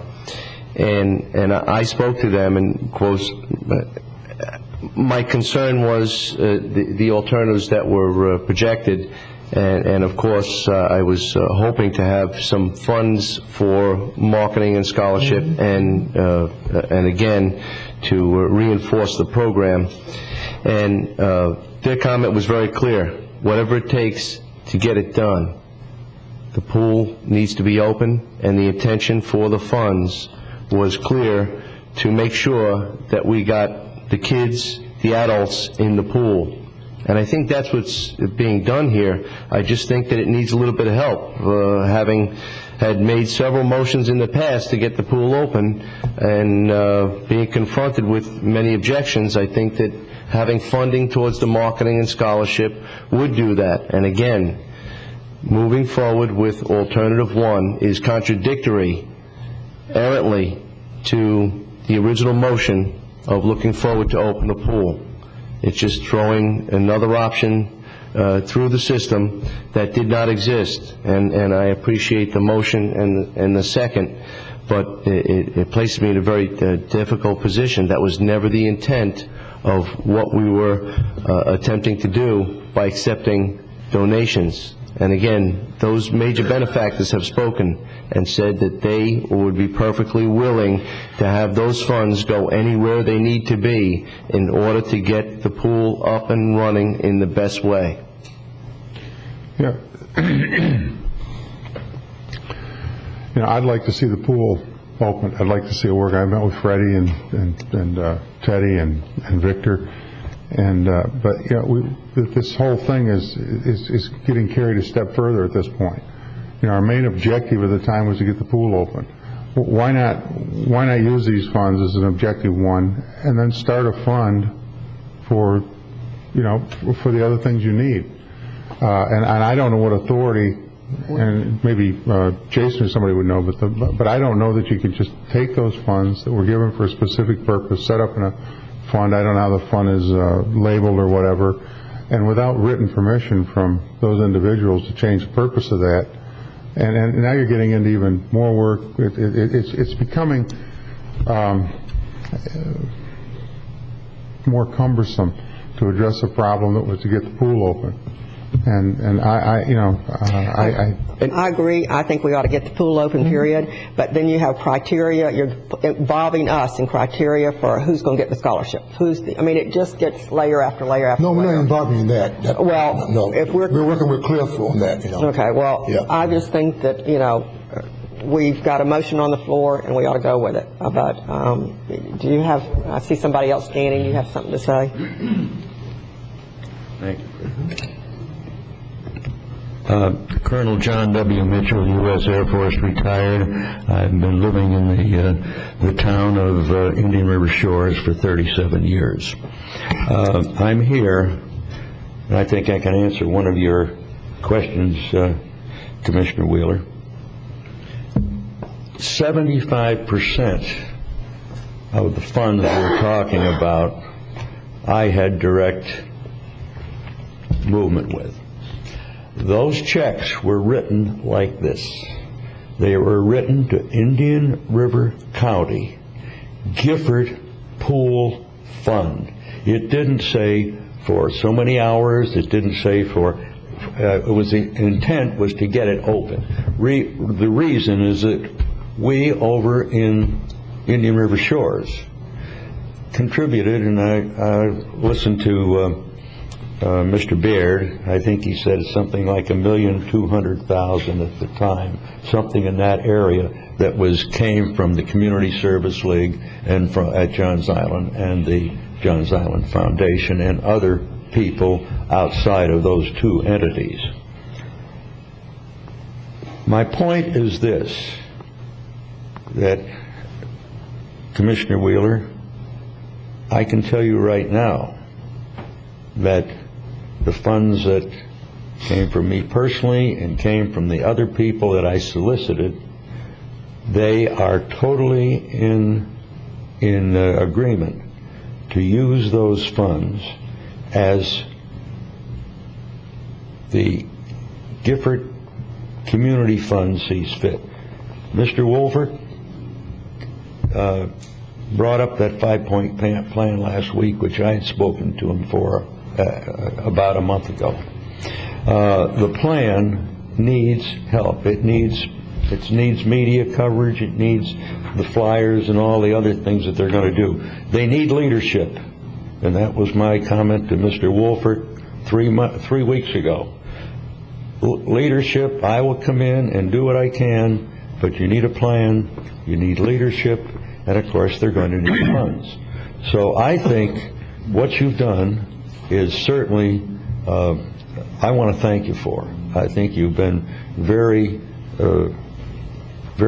used your wisdom to the utmost on this, and I think you've come up with a pretty good solution, except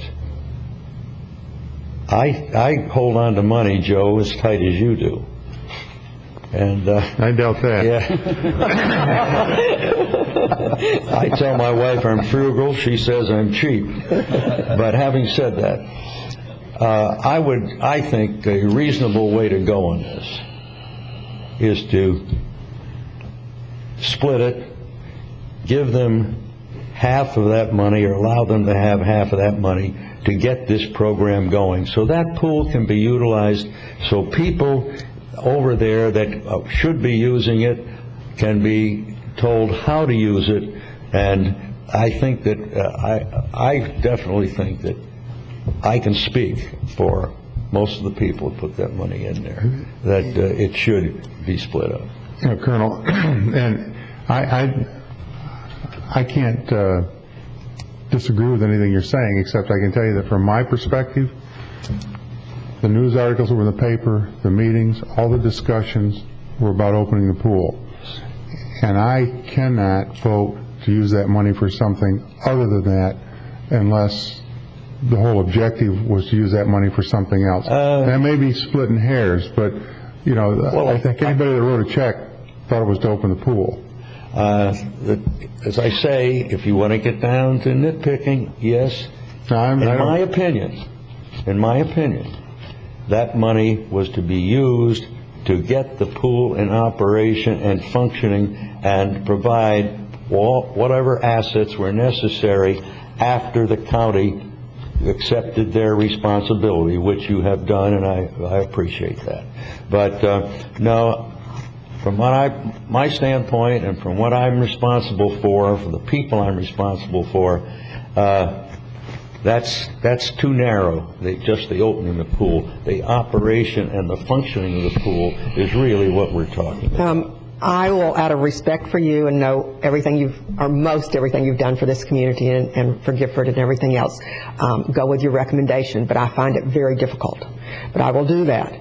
And, but anytime you have a county commissioner, anybody, raising funds and collecting funds and keeping it in the county and not giving the complete story, you know, I find a problem with that. This was my idea. I know, but you had a county, I mean, we got involved here somehow.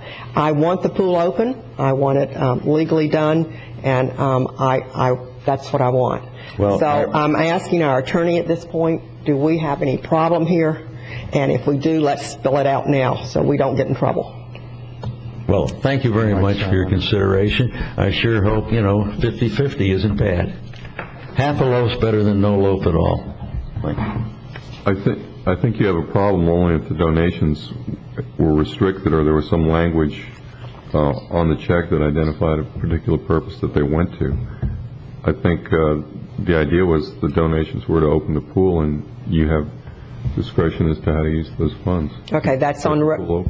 Thank you. That's our attorney's legal opinion. That's on record. And so I guess we have a motion right now. That's one of the alternatives. So, Alternative one, which could be, could be up or down. Right, but it's still, according to Commissioner Fletcher's latest number, there's a $1,000 surplus that can be used for start the marketing plan. And I think that's the most appropriate way to go, because y'all are asking us to approve some marketing plan that we haven't seen a cost analysis yet. We haven't seen a budget for it. We haven't seen a scholarship budget. We haven't seen any of those numbers. And you're asking us to approve money for that. I'd say let's take the donations, get the pool open today. Use the $1,000 to start your marketing plan, and then we can also then come back and say, okay, here's our attendance figures, here's the revenue. We're doing good, now we need another $1,000 to continue the marketing plan. We can evaluate it there. But you're asking us to approve some marketing plan that we don't have a budget for anything, Freddie. And I told you after the budget hearing, if you all brought private money to open the pool, I would back opening the pool. That's what we're doing. I mentioned to you that your point last meeting was well taken. That's why I said set aside, say $5,000 to a fund. We don't want one penny given to us. We can't give you a plan or what our strategy is all about. We don't get a penny. So what you're saying, we must present something before we get something. We're going to do that. But we want to make sure that those funds are set aside right now. Then the pool's only going to be open until December, because that's how far 6,000 will get. I would rather just split this, and Freddie, don't take it wrong. I don't really want us to be involved. No, it's your plan. It's your money. And what I'd like to do is, Commissioners, I'd like to go ahead and let's split this right down the middle. Half of it go to open the pool. The rest of it go to y'all in an account that y'all raise the money. It's your money. And the community raised the money for the pool. It's a happy median. I don't want to be involved in evaluating your plan. I trust your leadership on it. And so if there's a way, Commissioners, we can accomplish that, and let's adjourn this meeting, I'm happy. You got it. Let's, you want to restate your... Well, we've got a motion on the floor. Motion here, or... Well, we have to see if that wait just a minute. I'm asking the... No, my motion, I'm going to leave the motion, because I'll tell you, and out of due respect to everybody that's speaking, I cannot in good conscience vote to spend money for where I truly believe that money was given for a specific purpose, and that's to open the pool. That's what the buzz was, that's what the articles in the paper were, and so on and so forth. If there was a letter that went with that money that said, yeah, you can use it for this or this or this, or checked off, or people said, but if there's one person out there that gets upset and says, hey, this money was given to open the pool and used it for something else. And I go, well, maybe that wasn't your half, it was the other half we kept, but I don't want to get into that. I principally can't support that. And I understand that. And you had, who was the second? Commissioner O'Brien was. O'Brien, do you want to leave your second? Yes, ma'am. Okay, so we need to vote this up or down and see if there's a second motion. Right. Okay, all those in favor? Aye. Aye. All those opposed? Aye. Madam Chair. Right. Well, let me, Commissioner Wheeler and Commissioner O'Brien voted no? Or voted yes. Oh. And we voted no. Okay. Whatever. Yeah, they were on the, Madam Chair, I move to approve. I move to approve to open the pool, taking half the dollars that were raised and apply those towards the extended hours of the pool, and which would kind of be a hybrid of, I don't want to go into the hybrids of. The remainder amount, what I'd like... Just cut them a check, because we want to be out of that. That's what I'm talking about. I'm getting there. And then take the other half of the proceeds, cut them a check, and at the same time, I would like some verification from the donors that they not mind, because I think Commissioner Wheeler's concern is valid, and have it in writing before we disperse anything, at least for the amount of half. That'll take time, and I think they need the money. Just cut it in half, and we'll give it back to them. I'm good with that. I want our legal opinion on this motion. Are we okay with this one? Yeah, I think Joe's right, though. It's going to take some time to contact the people that made donations and see if they're all right with it. I think you can sign. No, I think we can do that. I think we can get it done in short order. We've got the gentleman. Could I speak? No, we're involved here. I think this can be done. Yeah. So we have a motion and a second. All those in favor? Under discussion? Okay. Well, you want to discuss some more? Speak Yes, I up do. quickly. Yeah, I would prefer, and I could support a motion, to take the entire $11,690, whatever it is, give it to the committee for the pool, that's where the money was raised for, and then we take the money to operate this pool out of our recreation fund. Because I don't want to get involved in this $11,000. I'll accept that motion and move forward. I'll accept that. Okay. Well, that means they're going to run the pool, hire the lifeguards? No. Okay, This goes into their fund. We would take money out of our It's operation alternative number budget. 2, isn't it? Oh, boy. Let's see. No. No, what would happen is my motion would be to take the money out of the recreation budget to operate the pool, whatever they need, the 11,000 something, and the other 11,000. I don't feel comfortable pointing out where the money that was given for a purpose is going to go. And I have a legal problem with that too. That was, okay, what number is this? Or is it a number? It's not a number. It's basically the original motion that we made back at the last meeting. Which works well. Which does work well. Okay, state it again, so I'm sorry about that. Got a but motion state in a second. I got a motion, and I'll change my motion Okay. to modify it to... Slowly, so she can get this one correctly. Thank you. To open the pool with the flexible hours at the Gifford Youth Activity Center with the 5-point plan. And the money comes... Recreation. Yes, recreation. I'll second that motion. That means it doesn't come out of contingencies. I'm going to cut and move money in recreation to do it. You want... That's fine. That's fine with me. I just need to know the... Either or. I need it. No, I need it direct because I can't do an or in my funding. I have needed direct for a budget amendment. Right. I would have Out to of second contingency. Out of contingency, yeah. I'll second that motion. Did you get the motion? Okay. You're taking it all out of contingency then. Is that what I'm hearing? No, we're actually moving the 2 lifeguards. We're only taking the differential of 11,000 out of contingencies. I'm good with that one, too. Something about the 11,000. Nope, we're going to vote this up or down. All those in favor? Aye. Aye. Opposed? Aye. Passes 4-1 with... No, 3-2. I think... No, No, 3-2. Oh, you 3-2? I don't want to take money out of contingency. I want Okay. to take it out of the recreation budget. 3-2 with Commissioner Wheeler and Commissioner O'Brien dissenting. Now, I need advice on how I handle returns, because if you're all worried, I think what we'll do is we'll just refund everyone their check and they can cut another check to the thing. I think that's very appropriate. I think that's, you already discussed that, Joe, that I think I'll in the refund event the that check. we went to We'll just cut our check contingency, or we would refund be the check. returning the donations, and that would be worked through Jason's office. Thank you. Can I ask a question? Yes. In returning these checks, put an explanation letter with it and tell them that they can send the check directly to the Gifford Community Center for the pool. I mean, just to let them know what's going on. Commissioner Wheel, I have well corresponded with everyone who has expressed benevolence within this community for this pool fund, and they should have received 1 or 2 letters during this past week, and most certainly I will follow that up, and I'm just grateful that we have opened up the pool. Thank you. They are official. It's all part of public record. Anything that goes out of office is part of public record. I think we're going to have to be careful in the future when we say we're to take, it just worries me when I go cutting next year, I can't put a program back, and that's all I know. Thank you.